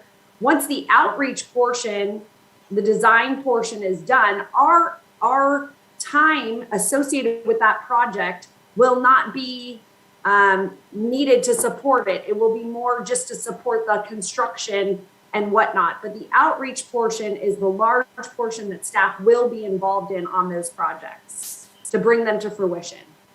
Yeah, so maybe, thank you for the clarification. Still, if it is ongoing and if the council's number 1, 2 in their list, and I don't think that we can override. For example, I'm just giving a hypothetical situation. If we say, no, let's stop these, bring the other 5, right? I'm just giving a situation. If you say all the 5, I'm sure that when it goes to council should all 2 down, saying that, okay, where is the other 2? I agree. So, I agree with what you're saying. I want you to take into consideration, staff are going to be working on these giant projects. So to add 5 more that council could consider is a lot, especially under the staff. Totally. That's all. That's why we're trying to add them in. No, absolutely. That's what I said. We'll give 5. We can, instead of doing 3, let's throw 5. But you can simply say, sorry, we can do only 1 or none. That's okay. That's based on the capacity planning, right? What you have, what you can. But I don't want to restrict it, saying that that's what it is. So those 2, in my opinion, should not be included in ours. That's a flagship product. We cannot override it. It's already ongoing. That's okay. We will come up with 3 or 5, whatever, and then you may end up in doing only 1. I don't want us to make that decision here. That's the staff and the council to make a call. Our recommendation is let's go with what we can. That's why I want to separate it. Keeping it is confusing to me. Still. Yeah, I think, could we separate it, as Gopal said, that we have a section that is ongoing, and there are these 2 items that the commission understands. These are large priorities for the city and for staff. In addition to that, the commission is proposing these additional items, and these are their priorities, and they're not above or below these other things. We just know those other things are going to happen, and we'll take staff time, but this is what the commission has voted to, that they would like to proceed with. Happy to provide any feedback that you want me to the commission. To the council. Okay. So, question is, do we want to vote? I'd like to propose that we vote just on the new one, not the ongoing one. And that the question is, do we want to vote for 3 each or 5 each? I think I'd kind of like to limit it. Nisha wants to go to 5. How many do we have here? 1, 2, 3, 4, 5. We only have 7. So how about if we just do 4 and see where that lands us and how spread out they are, and take it from there. Commissioner Vigor? There's, of the 7, there's one that says collaboration with CUSD. Then when you look at the details, it says create more projects like the Labyrinth. So are we making an official 7? So this, and then, The same thing applied to long-term strategic plan, which also. Yeah, exactly. The mental was part of the mental health.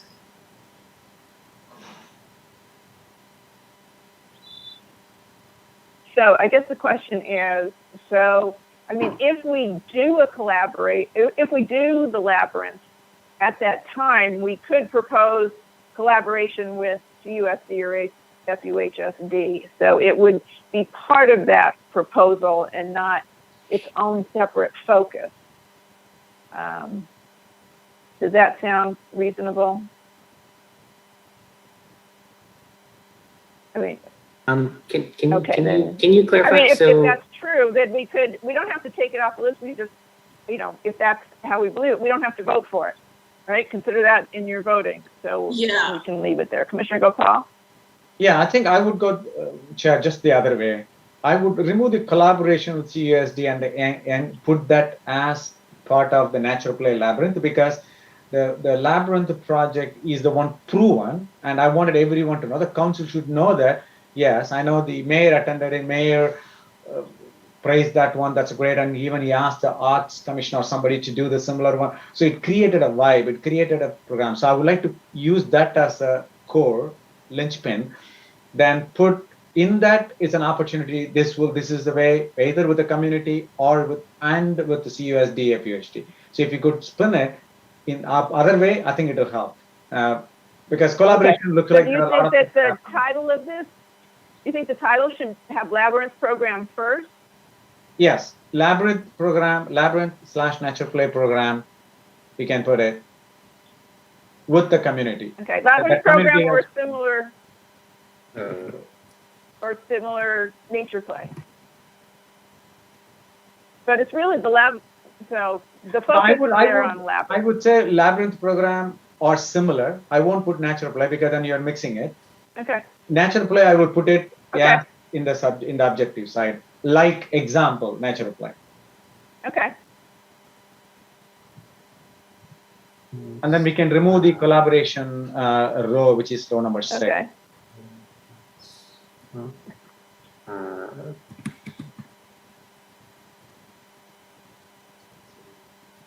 And then, well, please let me know if I'm health going in the wrong direction. I'm still trying to pick up pieces from what you guys are saying. So like, would this make sense? Yeah. So I incorporated. But I would also call out Labyrinth, like Labyrinth or nature play in the objectives, because the labyrinths are very specific, and we've proven we can do that.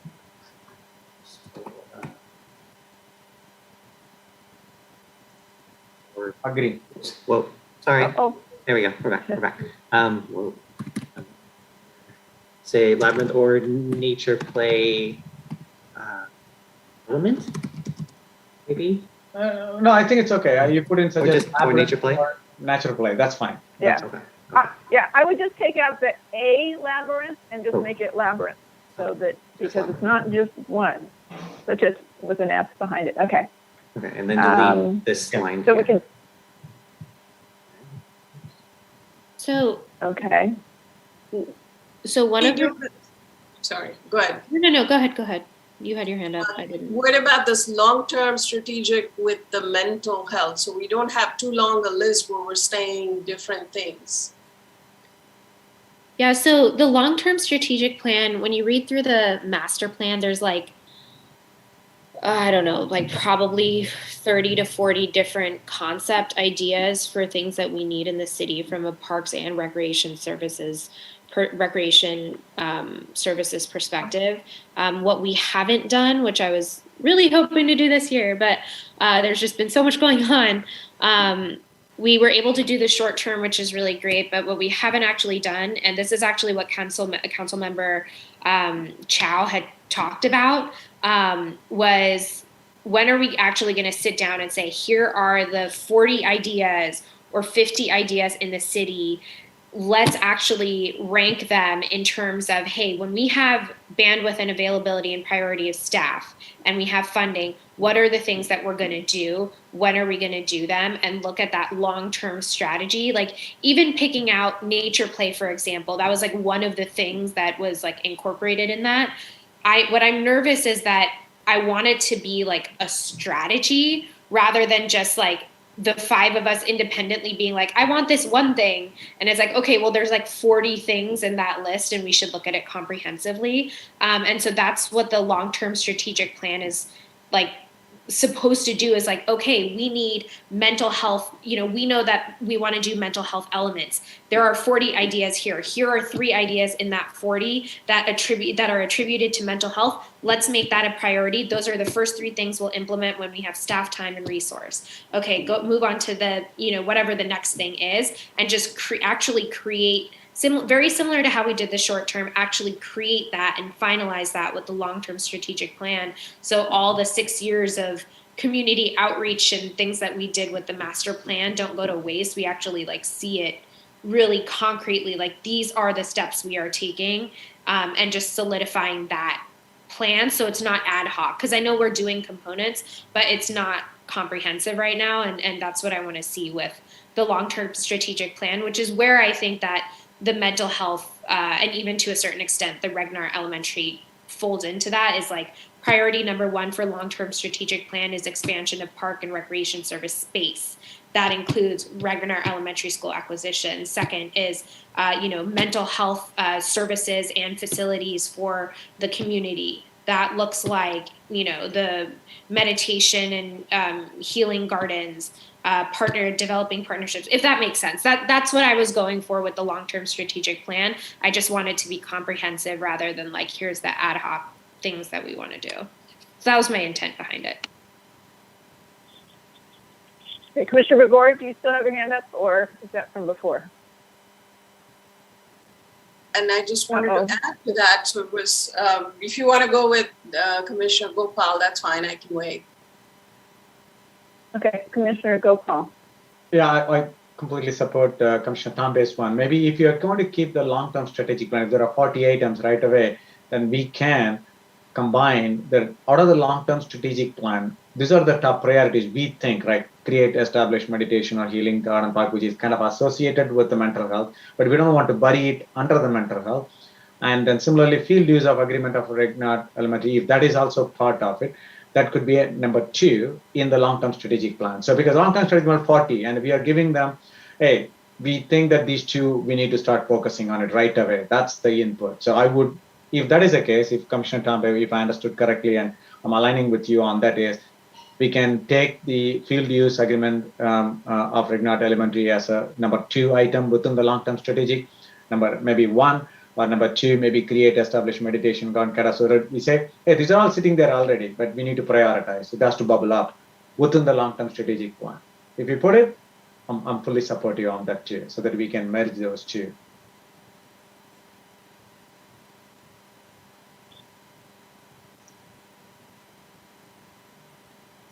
I think maybe we need to vote.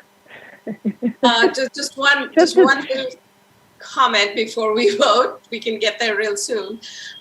So I had the kind of just a slight different way of putting it. If we put this as the long-term strategic plan as the object, I mean, not as the objective, as the one we want to do.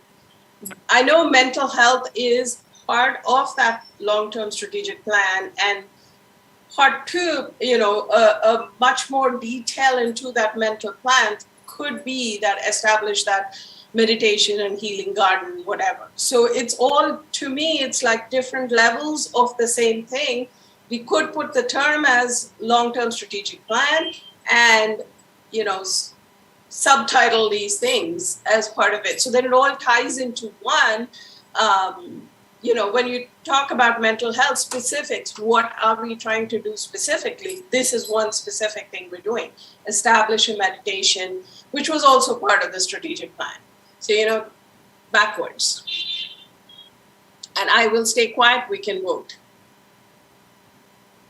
Yeah, so right now we have the long-term strategic plan as the bullet, but as the objective, that is not describing what Nisha had talked about. I think hers was much broader than establish a meditation and healing garden as a park. I mean, that's one thing we could do, just like these other things. So I think Nisha was really talking about a much more broad overview prioritization of all of the things in the strategic plan. So the project objective there, which again, that would be a very big, tall task, but that was the goal of the master plan.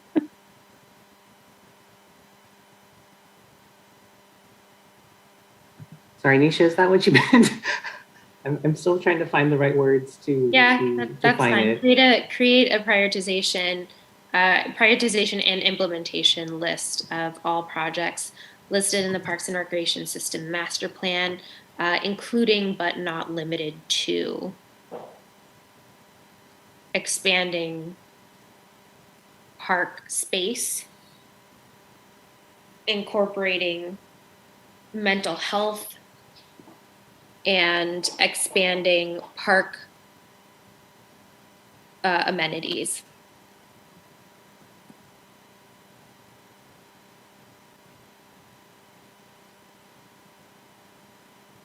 So in your mind, does that take the place of the mental health and the field use with Regnart? To me, it does, but I don't know if it does for other folks, so I don't want to speak to that.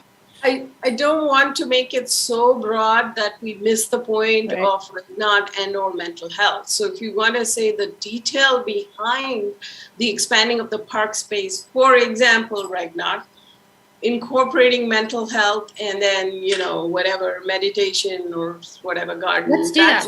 Let's add that in then, including, but then it emphasizes, I mean, the whole point of looking at that whole, getting that Regnart field use of that Regnart Elementary is very, very important for the city, in my opinion. Why I didn't think of it as a different story. Thanks, Chair, again, for coming up with that. So I don't want to miss that. I think that requires focus. Yeah, we can call that out. I think that makes perfect sense. Yeah. Call it out within that park space. Park space, and then parentheses, Regnart Elementary School field use agreement. And then under incorporating mental health, we can do healing garden and community partnerships. And then park amenities was just meant to be the catch-all for all the other things that were listed in the strategic plan or in the Parks and Recreation Master Plan. So then we could remove row 6 and 10 the way Kevin has it identified. Why don't we go with this, and so we can vote on these. If someone really feels strong about one of those other two, they can actually vote for it separately.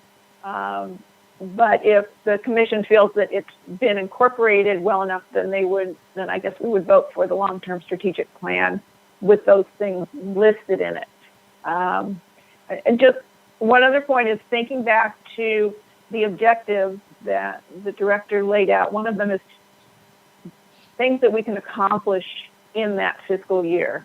And even if they can't be completed, trying to be specific enough so that we can point to something and say, this was our goal and this is what we did. Tricia Gopal, do you still have that hand, raised hand? Okay. Yeah, no. Yeah, I do. It's back up.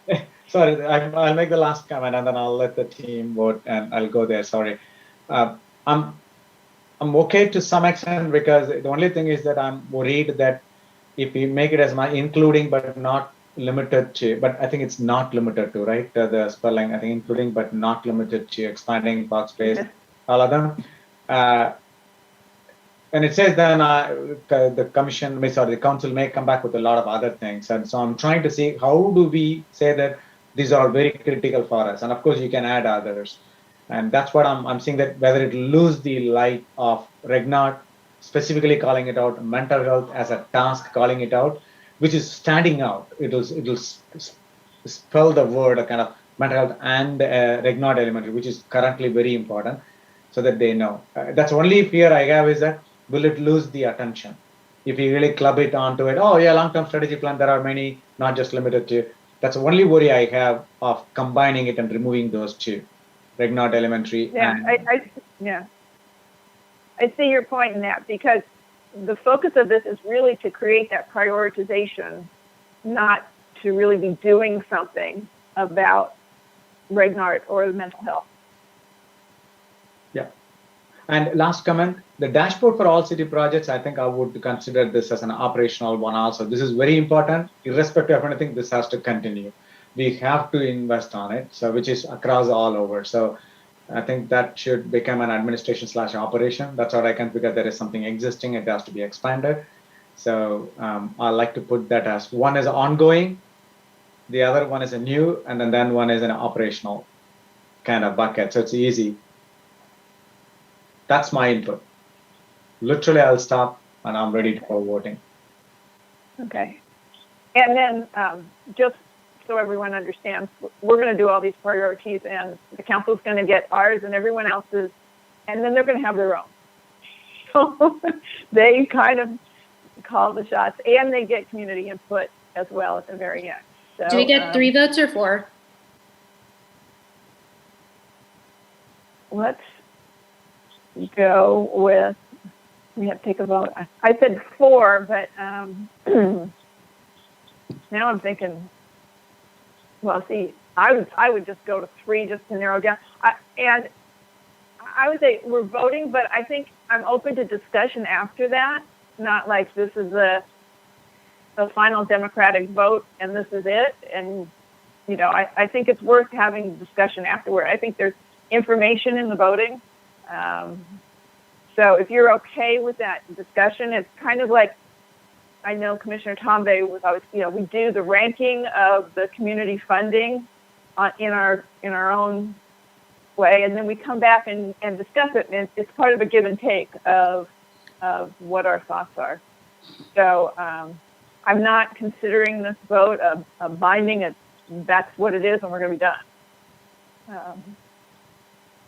So, okay. Everybody wants to think a minute what they want to vote on. And we'll prioritize later based on where the votes come out. So you don't have to say this is my first, second, or third. Just tell us what your votes are at and give us 4. Take it away, Kevin. Okay. So then the first project, we enable additional DOLA locations. Oh, did you want me to call out? Oh. Well, it's I don't know how you guys want to do this. I can call out. Oh no, I kind of like it this way. I like this. Is raise hands going all the way down. Okay. Yeah. So can you see us all? Let me update this. Oh. So,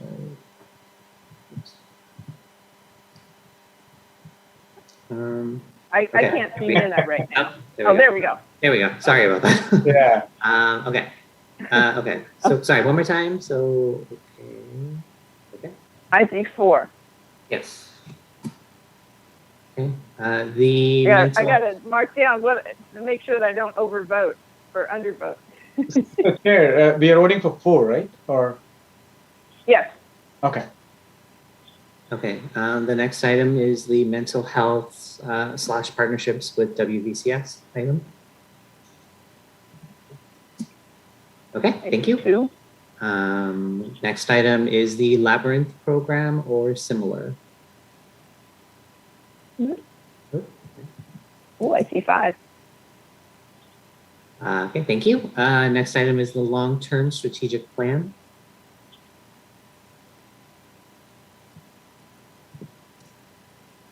Okay, thank you. And then the dashboard of all city projects. Okay, and then finally the field use agreement of Regnart Elementary. That's 3 there. Okay, thank you. So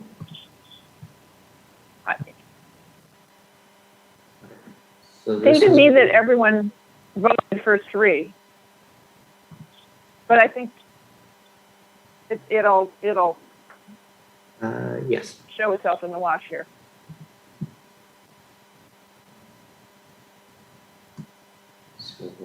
So, well, actually, no, never mind. You could just sort them by Yeah. How many votes they got? Can you do it just in that spot? Oops. You can Vote by A. We can also just look. Okay, so the Labyrinth got 5, enable additional DOLAs got 4, and field use at Bregnart got 3.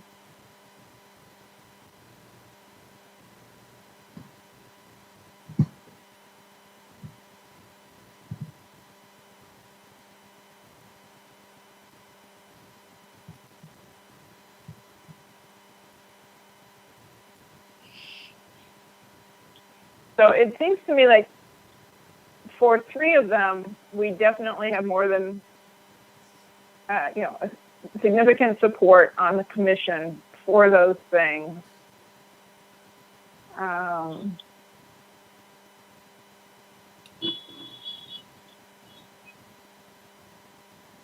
Do we want to prioritize them based on the votes that we see here, or are there other discussions about what should be first, second, third? Commissioner Gopal. And I think when I look at the long-term strategic plan, one word I think Commissioner put in there, I think it is kind of feeding to the other 2. So I'm not sure how do we really ignore that too, because that's feeding to the mental health as well as to the Bregnart, as we originally discussed, because that it has those 2. So it is feeding into those 2. That's the only thing I know the Commissioner had that intention to help on that too, but how do we, I don't want to ignore that, but how do we take that into consideration with the other 2, we explicitly be calling it out? If we could able to explicitly call that, if that makes things happy, and I would say this vote can go into one of them. So otherwise, I think both are calling out the same, but I think it is split. Commissioner Begor? Yeah, I wanted to make myself clear about DOLA. It's not that I'm against DOLA, but if you look at what we're trying to achieve there, we're going to standardize the process. So we're going to rely on the community to give us more, do more of the work than rely on the staff.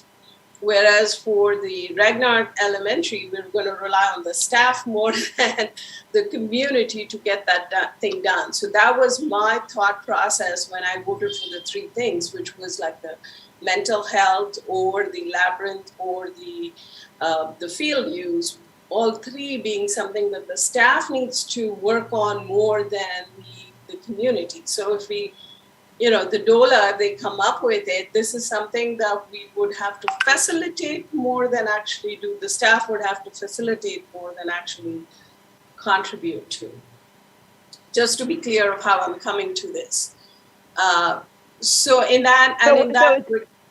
I clarify from you? So would you make that a higher priority, that it's not, in your opinion, that should not be falling as much on staff, that we're drawing from community? Joanne may have a different opinion of how much staff work goes into it. Yeah. A lot of it is behind the scenes that we don't see, but that we are, from a council perspective, to say we want to make sure that this is enabled for the community, and put the onus more on them, but we will work on it as well. Yeah, that's my perspective, because, if I want to do something with the field use, I don't know that necessarily the community would be able to do it. At the end of the day, the staff would have to work with, CUSD to make this happen. So that's kind of where I'm coming from my list of voting on things, because, this is sort of the discussion of why I came to where I came to. So when we go to the city council, and they are going to look at it as what the city staff is going to do. I can, if we tell them that, hey, we want city staff to be focused on DOLA as opposed to something else, it'll drop off, is my 2 cents. I may be wrong, but that's what I'm thinking. DOLA itself is important even to me, but what is the city staff going to work on? Yeah, so I think, what happened last year is because it wasn't prioritized as high, city staff, other things got prioritized higher for city staff. And even if for things that maybe should hopefully not be as big a deal, like Memorial Park funds or a field use agreement, that, if we could make sure that council understands that we still want to work on this and let staff work with us on it, that they should support that. Commissioner Tombe? Yeah, actually just like thinking to what Commissioner Sashi was saying,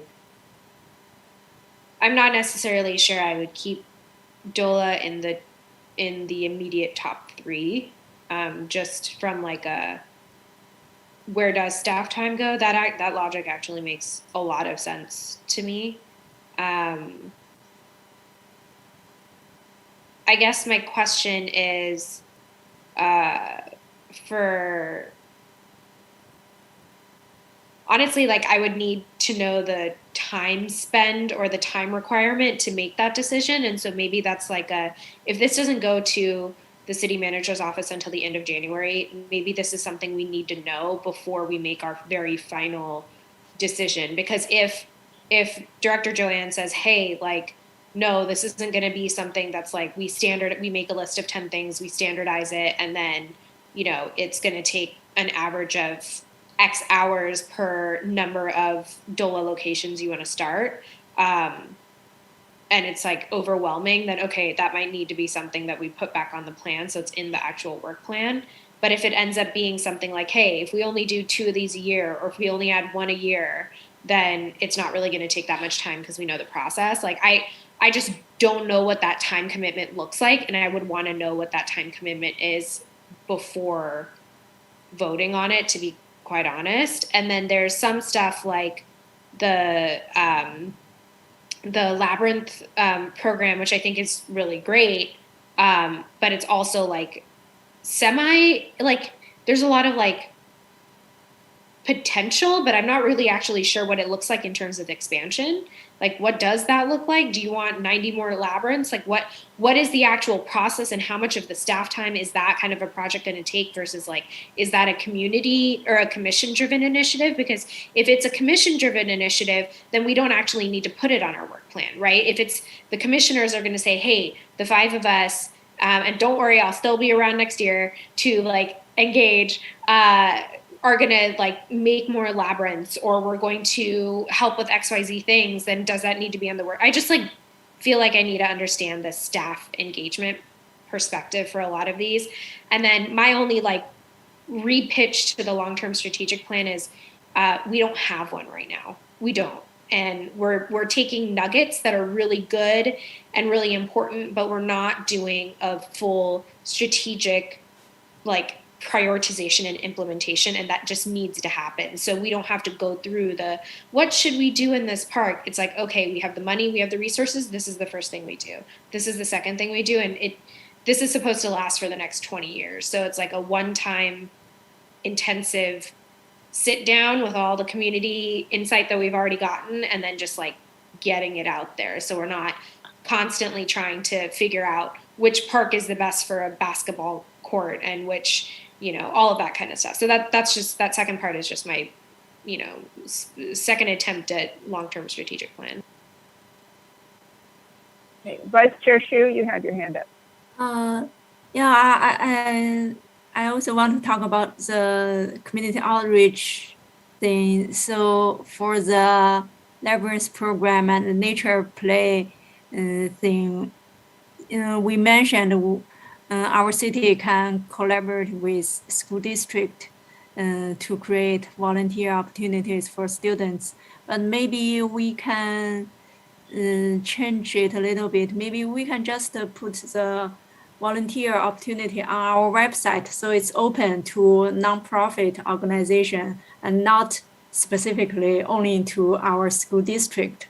So then maybe more residents can get involved to here. So that may help the community outreach. And I think for this nature play, we put it here because the nature play thing is low maintenance. So even if not the volunteer, because you cannot plan. So some months, the busy months, maybe there are less volunteer, and some months many people sign up. But because of that's nature play, low maintenance, so it's still okay for such elements in our park. Commissioner Gopal? Yeah, so just to input for a couple of things for both Commissioner Tom Bassett and Commissioner Mina. The long-term strategic plan, I understand, I totally agree. And it has to be as an ongoing, like other ongoing project. And the strategy, while we put together, some of those things will change based on the environment and the situation where we live in now. Nobody expected this pandemic coming in. So otherwise, the strategic plan, whatever we put in the right priority, may continue the same way. But now the staff, and of course we need to, and I think that should be a continuous ongoing on planning that. That's a part I think this is an ongoing. I would like to consider this as. But within that, we are prioritizing. And now, based on the current situation, we are prioritizing these two because assuming that there's no school closure, all of them, this may not be in the top and the priority for us now. Because right now it is because of that closed, so we are talking about it, so we need to plan it. Because of the pandemic, we talk about health. So I think in general, a long-term strategic plan, it has to on an ongoing basis, and then should plan on it, prioritize it. And if any kind of situation like this arises, we will visit it. So that's what I don't think that that should be listed as one item once a year we do it. That should be a continuous. That's my input. And then number two, the both the DOLA as well as Labyrinth. DOLA, let's start with it. Yes, it will be, as Commissioner Bauer said, will be more of community, but how do we enable the community? So there is an effort involved from staff level. They need to just put that program policies and the framework. Right now we don't.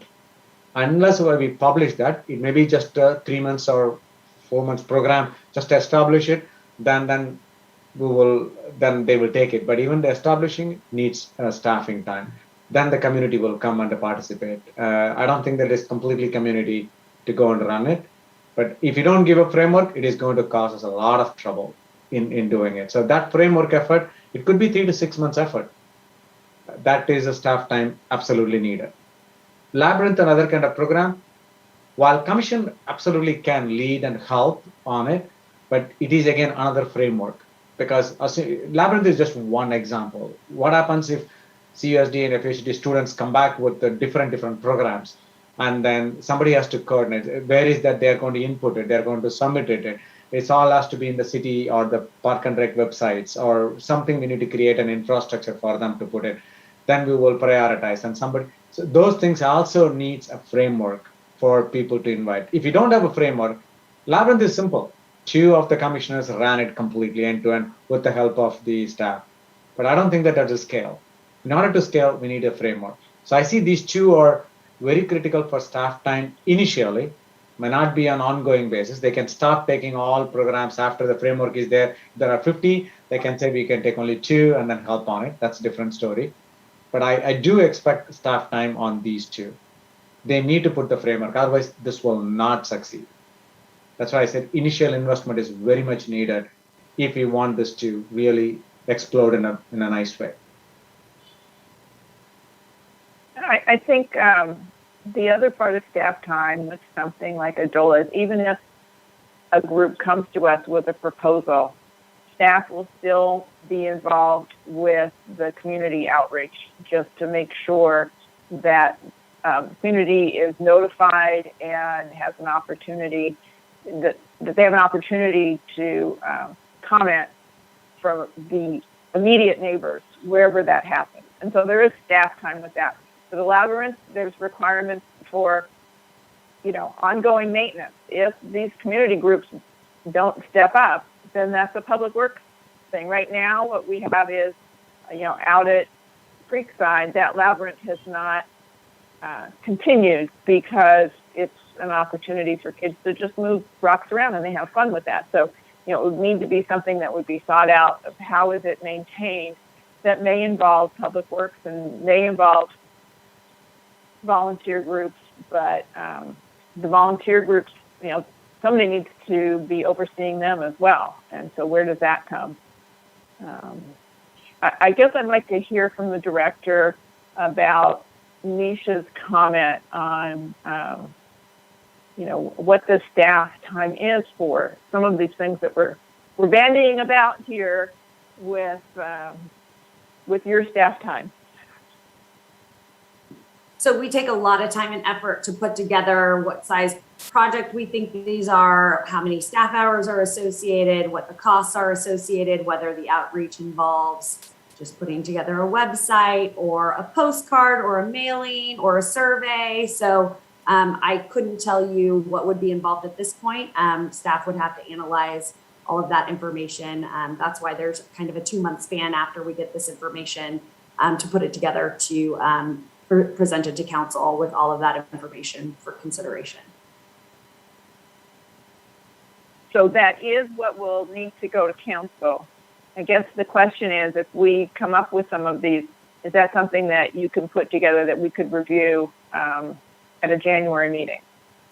I don't think in the first week of January, but potentially a special meeting in January, just due to the break. So. Okay, so that's a consideration that if we wanted to have that information, which I think is pretty important in terms of putting these forward to council, that well, the next item and maybe is talking about when our next meeting is. That I think that would be valuable to do, and I know it's always challenging to do that, but it's work that the staff is going to have to do anyway, and I think we would benefit from it a lot in terms of our recommendation to the council. I mean, at this point, I can try to put together rough guesstimates. Again, we are severely understaffed. We're talking about doing these projects next year. So I will try and get together as much information for you to consider in your decision making for things to bring forward, and try and consider all the things that might be involved with the different projects.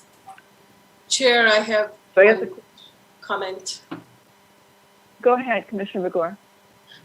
So I was wondering, you know, we've voted for whatever we voted for. If there is a way for the director to put in like a column that says, okay, say DOLA will involve, you know, certain amount of resources, but over a short time. And then Labyrinth, okay, whenever it starts will involve so much time, you know, so much resources over so much time. That gives us a better idea of what we're trying to really achieve here. Because if you look at it, every one of these things is important. We don't want to ignore the long-term strategic plan, and that's the whole point of putting that plan together, right? But we want to be able to get some elements of it at some time, at least, completed.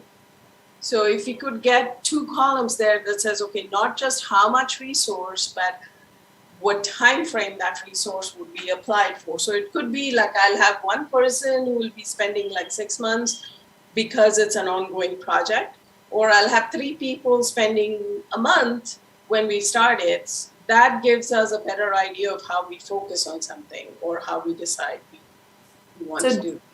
The only other thing I would mention is that we try and project what would be done over the 12 months for each of these projects. So again, it's a very involved process. I know that you don't see it all on the dashboard, but there are many different elements involved in how long it takes to do outreach and when you get that feedback back, and then how you implement moving forward. So it's a big endeavor to put together, you know, the Excel spreadsheets and documents associated with these types of projects. So I can do some rough guesstimates, but you know, a fully thought out program is something that takes a lot of time.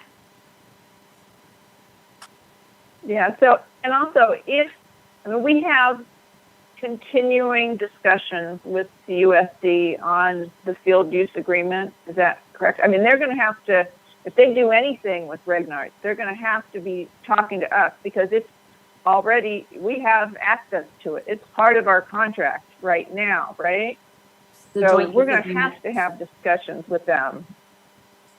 And maybe the point is that on that, we want to highlight to council, it's not an extra thing, but it's something we want to make sure we have focus in those discussions on how the city could incorporate the fields at Regnart with CUSD as they're going through this transition, that we definitely want to be involved in that more than just they make some decision and then come to us with it. We want to be involved in the process. And so how do we highlight that without making it its own specific thing? Because we are always in communication with them. Commissioner Tombe, you had your hand up. Oh, yeah. Just Director, I don't think anybody's asking you for a full project scope and plan for all of these. It's just a rough guesstimate to be like, people think that it doesn't take any staff time or resource to do DOLA. Actually, it takes an average of, 10 hours a week per DOLA plus, 50 hours for checking in at the parks plus, XYZ operational hours, just some vague guesstimate so we know what we're kind of looking at. And then to Commissioner Sashi's point is over what period of time. So if a DOLA park to us is like a 3-month affair, but because of all the back end stuff you have to do of neighbor notification and things like that, you can say start to finish a DOLA project actually takes a full 12-month calendar year, then that'll just help us to be like, okay, well, we can't, put all of these other things, then it just helps us get an idea. So I don't want you to feel like you have to do like a full project scope for each of these. I don't think that's what we're asking. It's just something general because we don't know all the back end stuff and we just want to be able to do that. Otherwise I think we should just table this until our January meeting so we have additional information to make our final decision.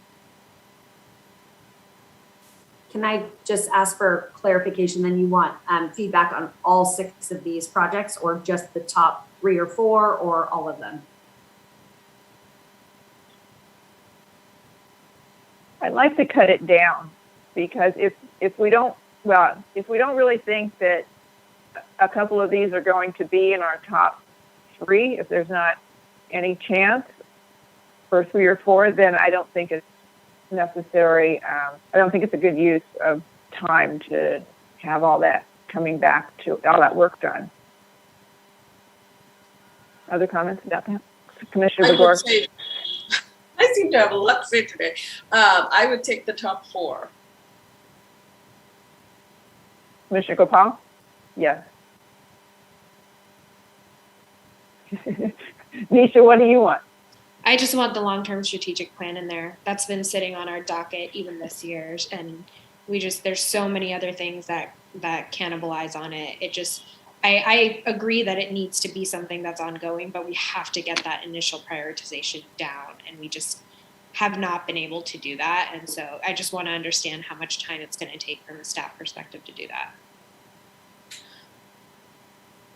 Would it actually make sense for us to look at that and do a prioritization of the long-term strategic plan from a commission perspective first? Just like take a stab at it and then send it back to the staff to just sort of look at it, because we are doing some of the things in it, or we're trying to do some of the things in it, but we're not focusing on the plan itself, which I agree is important, but we're doing steps in it. So should we take it, should we say, okay, that's the objective, and here are the steps to get to that objective. These are the 10 steps. We can't obviously do all 10, but here are a few. Yeah, I just think it needs to be a really public process. I hesitate to say like all of us should individually make our own list.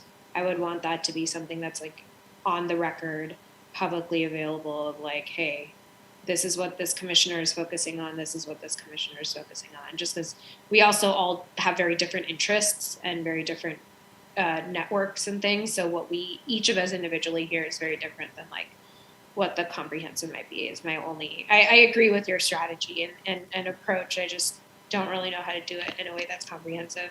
So that's why I was curious about staff time for it, because I know that's been something that's been challenging. Commissioner Gopal?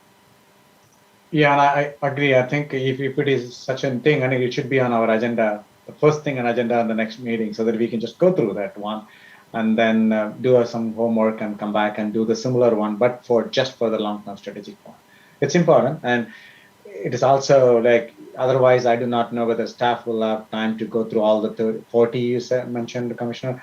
So I don't know, 20 or 40, whatever. And if they have to go through all of them and come up attached, it is going to be a very difficult task for it. We can take a first stab at it, and I would love to do that as a first in our next meeting. We can do the homework and come back.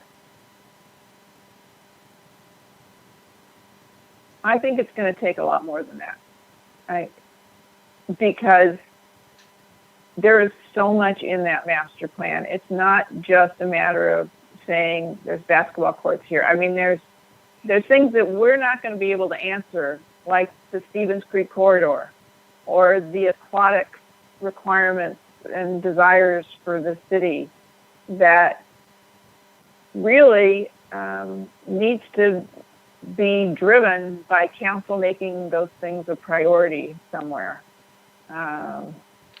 So it's massive, but who will start? What we're feeling, I think, is the loss of Gail Seed, to tell you the truth, because of all the knowledge that she brought, and she understood that plan backwards and forwards, and she knew where there had already been a lot of prioritization done. So we shouldn't be starting from scratch, and I think that's what Nisha was talking about. There were desires and preferences stated in the master plan.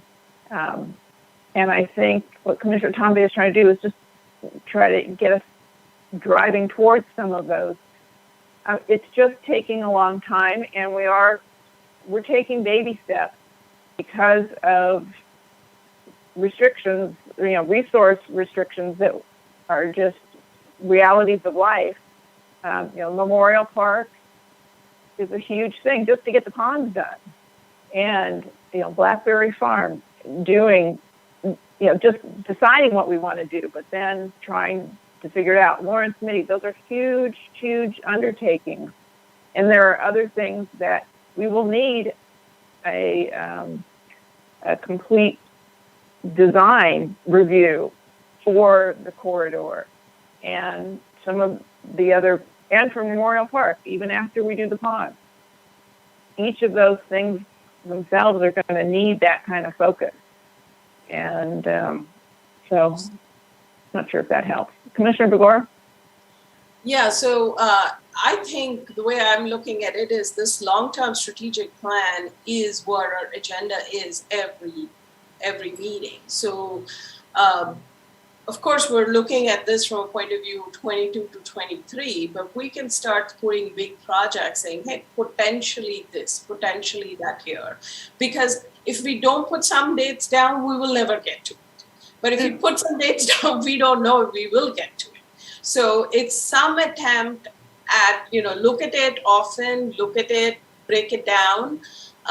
So it's a very big problem, and the only way to solve that big problem is to break it up into smaller pieces and say, hey, let's attempt this, let's attempt that, and go down it. We kind of live by the long-term strategic plan, as opposed to just doing certain tasks every time. So we can plan out 23, 24. A lot of us may change, but that's okay.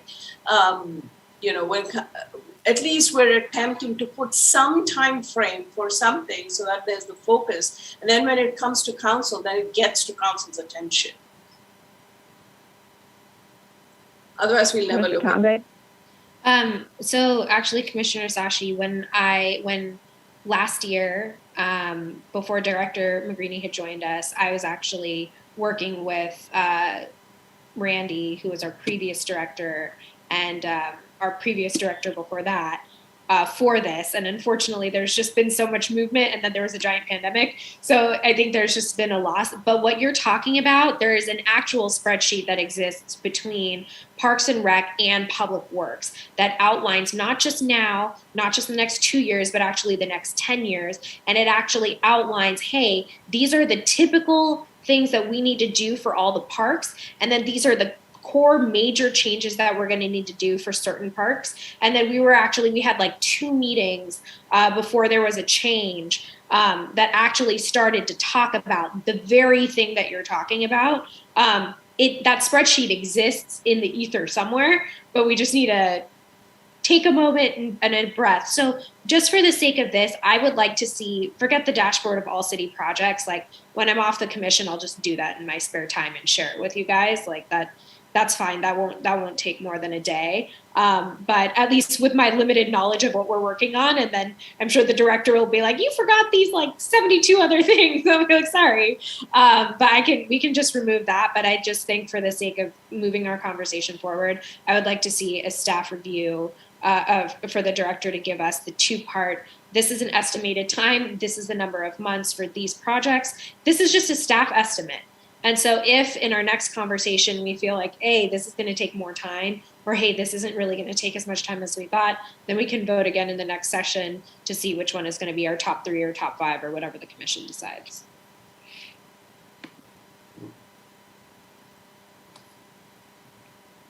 So one last comment, Chair.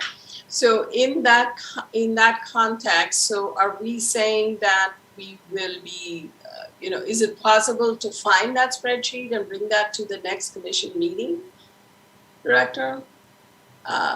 So that we at least have a look at, what's been developed or what's been thought through. But at the same time, from this particular task at hand, we decide what we need for the top 4. So we have a specific task that you are working on, so we can get to the council with what our work plan should be. So just want to reiterate, this is our busiest season of the year. We have events each weekend for the next 3 weekends in a row. And so, to get that information at our next meeting might be difficult, but I will certainly scour the archives to find the list as it is, and we can certainly agendize it at a future meeting to review.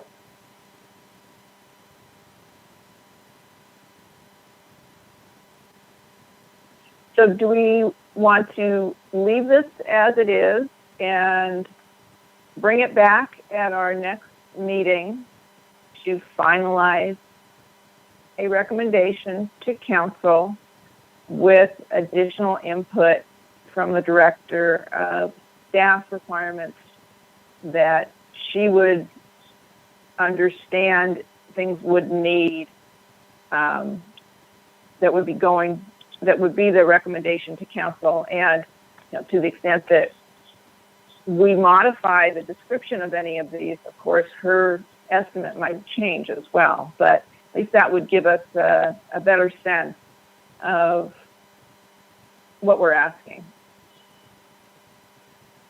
I see a couple of yeses. Yeah, that's good. Tombe, Vice Chair Shu, are you okay with that? Yes. And Commissioner Begor? I think maybe we want to focus on the top 4 at least, so we have something to progress. I mean, looks like the long-term strategic plan involves a lot of work. So to try, if we get the top 4, we at least have something we can add to the work plan, and then we make the long-term strategic plan our purpose in life for the commission going forward.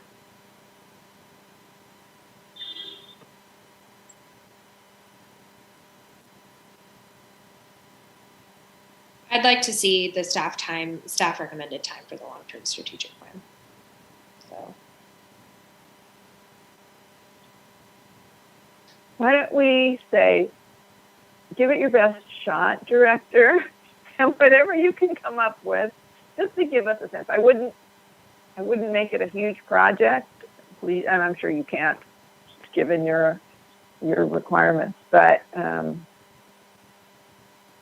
whatever light you can shed on that would Okay, be no useful problem. to us. Yeah. So we are going to eliminate the dashboard then for the city project. So then it's the 5 that are listed Yes. here. Okay, perfect. Thank you. Really appreciate you doing that for us. We really want to understand what we're asking before we make.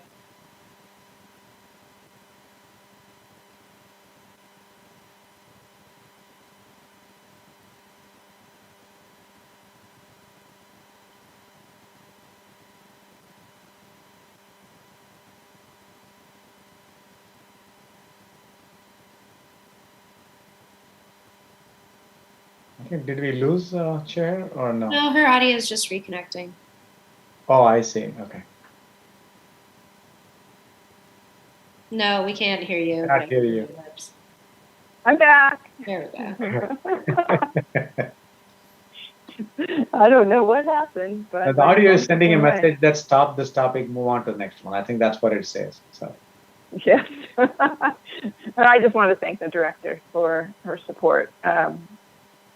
What we want to send to the council is something that we understand. Okay.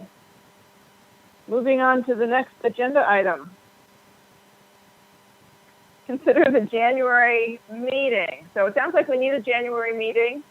The question is, should it be the first Thursday would be the 6th, or should we move it to the 13th to give a little bit more time? Director McGreeny. Thank you.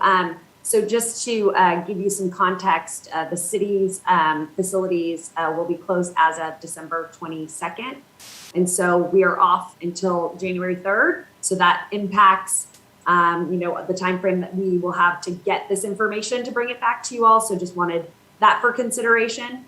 And happy to schedule a special meeting and pull you all to figure out what video has available towards the middle or end of January, if that works for you all. That sounds good.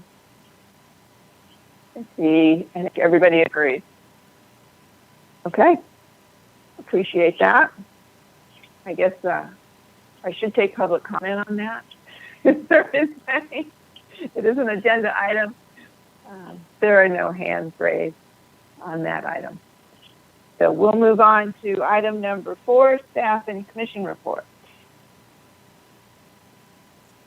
Sure, I have a somewhat robust presentation for this evening. So bear with me here. Hopefully that's in the right format for everybody. You can see that. Again, we continue with COVID testing with the next testing dates available. Sorry, Director, can you make it as a presentation mode? Oh, yeah. Yeah. I'm sorry, why it's not working. This is over here. Oh. Let me stop. And I have chosen the wrong screen. I'm at work, so I have 3 screens instead of 2. Lucky you. Lucky you. Is that working better? Yeah. Okay, great. Thank you. So the next available dates for testing are Monday, December 6th and December 20th, 9:30 to 4:30. And this is happening at the Senior Center as per usual, and appointments can be found at scc3test.org. Vaccinations, including booster shots, are available for drop-in and appointments. See scc3vax.org for more information. Again, just to continue to inform the public of reopening of in-person services, programs, and events, the city continues to update the webpage on currently open facilities and an estimated schedule for reopening of other facilities. And that page can be found at cupertino.org/reopening. Don't know how many of you are aware, but on November 16th at the City Council meeting, Jim Troop was appointed as the new Cupertino City Manager. He is a seasoned local government manager with more than 23 years of experience, most recently at Lompoc City Manager. His first day with the city will be on January 3rd. Roger Lee, Director of Public Works, will be retiring at the end of the year. There will be a proclamation to honor his time and service to the city at the upcoming City Council meeting on December 7th. Some exciting news as part of the Park Amenity Improvement City Work Program. New hydration stations were installed at 2 parks.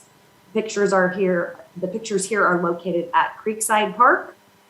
And this other location is at Portal Park. All of the stations include a dog bowl. Just wanted to give a couple updates. Due to daylight savings, golf course has adjusted its tee times, with the first tee time now starting at 7 a.m. and the last at 3 p.m.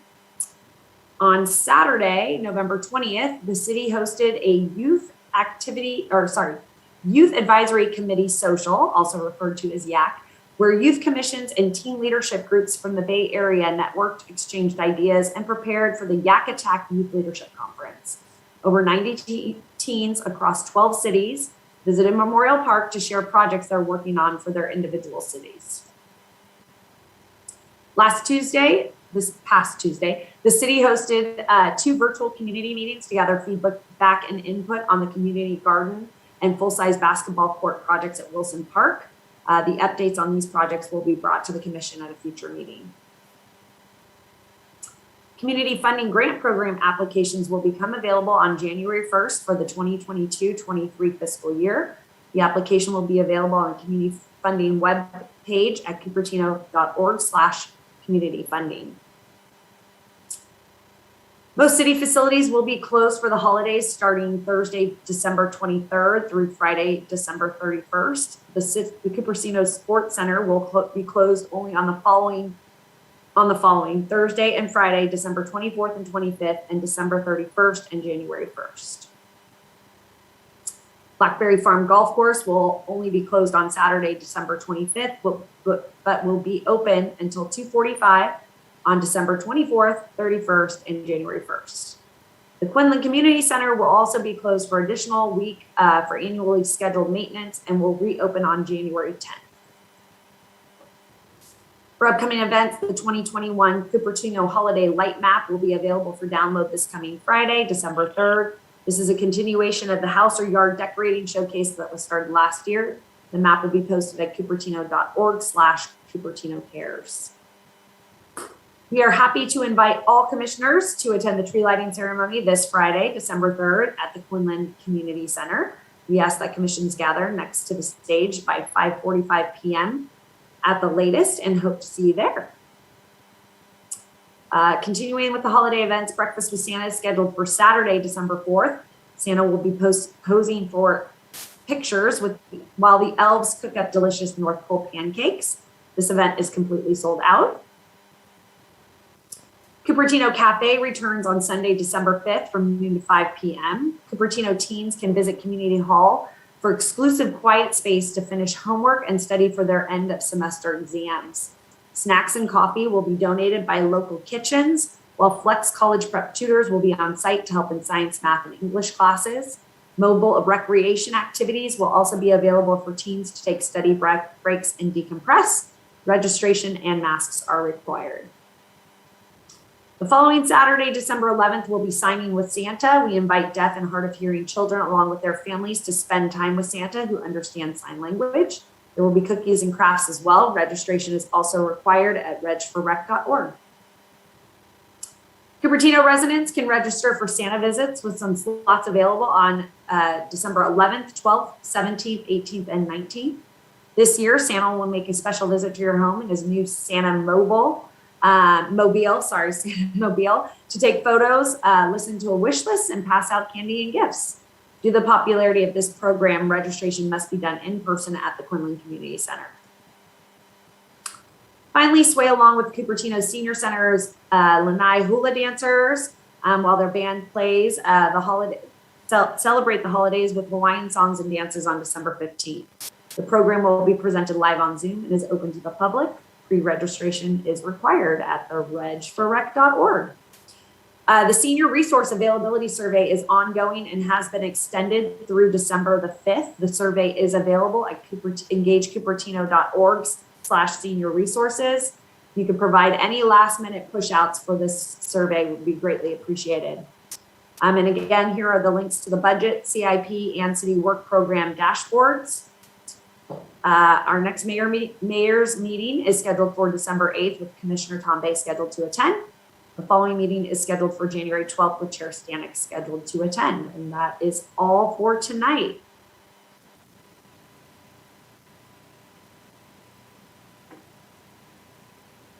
Director, I had a question about the senior center. Is it, are you planning to reopen it for more days? Is it still at 2 days a week? Yeah, so currently we're at 2 days a week. We are, there's been some instructors that don't feel comfortable coming back in person. So we're still trying to provide support to do some virtual programs. So we are looking at potentially adding an additional day early next year. We're open 2 days a week right now. And then with the onboarding of the new city manager, I'm sure he will provide additional direction. But most of the reopening is contingent on the indoor mask mandate. And then the other thing that Go ahead. The other thing that I forgot to add in here as an update is, I think it was yesterday, council voted on extending the hybrid meetings or the virtual meetings through December 30th.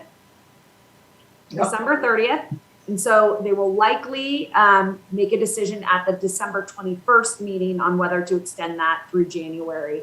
But I would anticipate that we will be virtual through the month of January. Okay. Commissioner Gopal? Great. A quick question. By the way, I think, Dr. Juan, when you said that you have a lot in hand, and I didn't realize it, that the slide speaks volume of it, that each one has individual events, and it's all upcoming, starting tomorrow. So I think that's great. I know how packed your agendas are. So quick question is, on the tree lighting tomorrow, is that even if a commissioner we need to register it? I didn't see that one clearly. Do we need to register in the reg for rec.org? If you want to just send an email, we're just tracking registration for tracking purposes. But if you don't want to register, we will register you. So you can just send an email to me. Okay, we'll do it. The second question is that the Teen Advisory Council, or YAC, right? Youth Advisory Council. So will we have that information on what kind of projects they all shared and each one is doing? It looks like it's a very good one. Like all the teens are 90 plus from all other cities are sharing what they are doing it. Will we get a view on what that is, what those combined projects, did they capture or anything? Or yeah, that's a great idea, actually. We just had the Youth Activity Board come and give a presentation to the Youth Commission. So we could certainly have that brought to this commission as well. Yeah, that's all. Those are questions. But great. I think you're pretty packed agenda everywhere. Thank you. Okay, are there any other questions for the director? Okay, let's move on to commission report. Any commission report? Vice Chair Shu. Last time I joined the mayor's meeting, and I just report what we did in our last meeting about the why we didn't send our recommendation for the Rancho Recoleta Recreation District, the annexation, and I explained several reasons, and I also share the result of the Labyrinth Quest Discrimination Funds Program, and to show them how many people replied with their photos. And I think the other commissioner, they just think, wow, it's amazing. They said they should learn from Park Commission about how to do community outreach. And in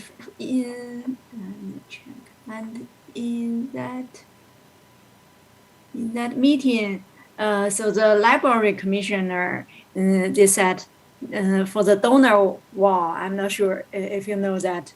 For the library expansion program, they just encourage residents to donate to help this program. They said the 1,000 slot already filled. So now if still residents want to donate, they can only select the 500 level slots. And they also talking about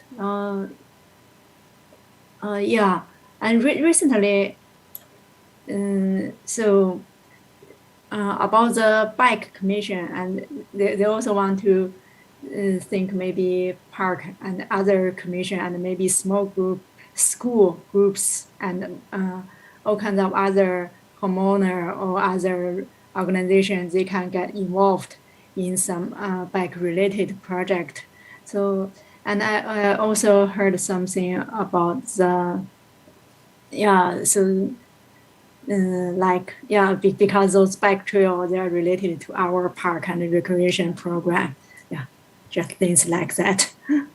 Okay, that's all. Okay, thank you. Are there any other commissioner reports?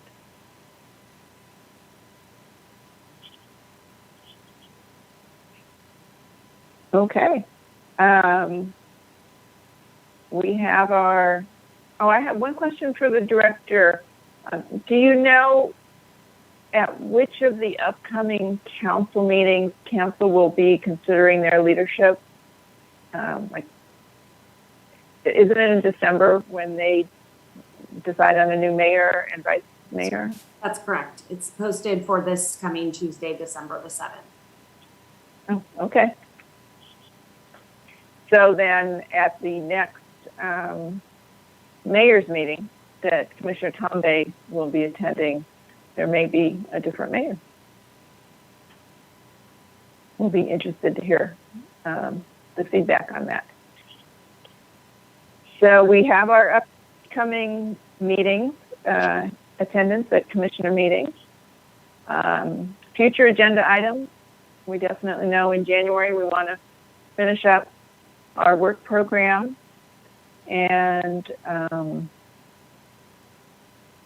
if there's anything else that we think might be there with the youth activity, would that be an appropriate meeting that we could do that, just get it done? I would just try and coordinate with staff to see if their availability matches up with ours. So I will certainly ask if they can attend. Okay. And we will be doing a poll on our next meeting date based on what the director finds it with respect to availability.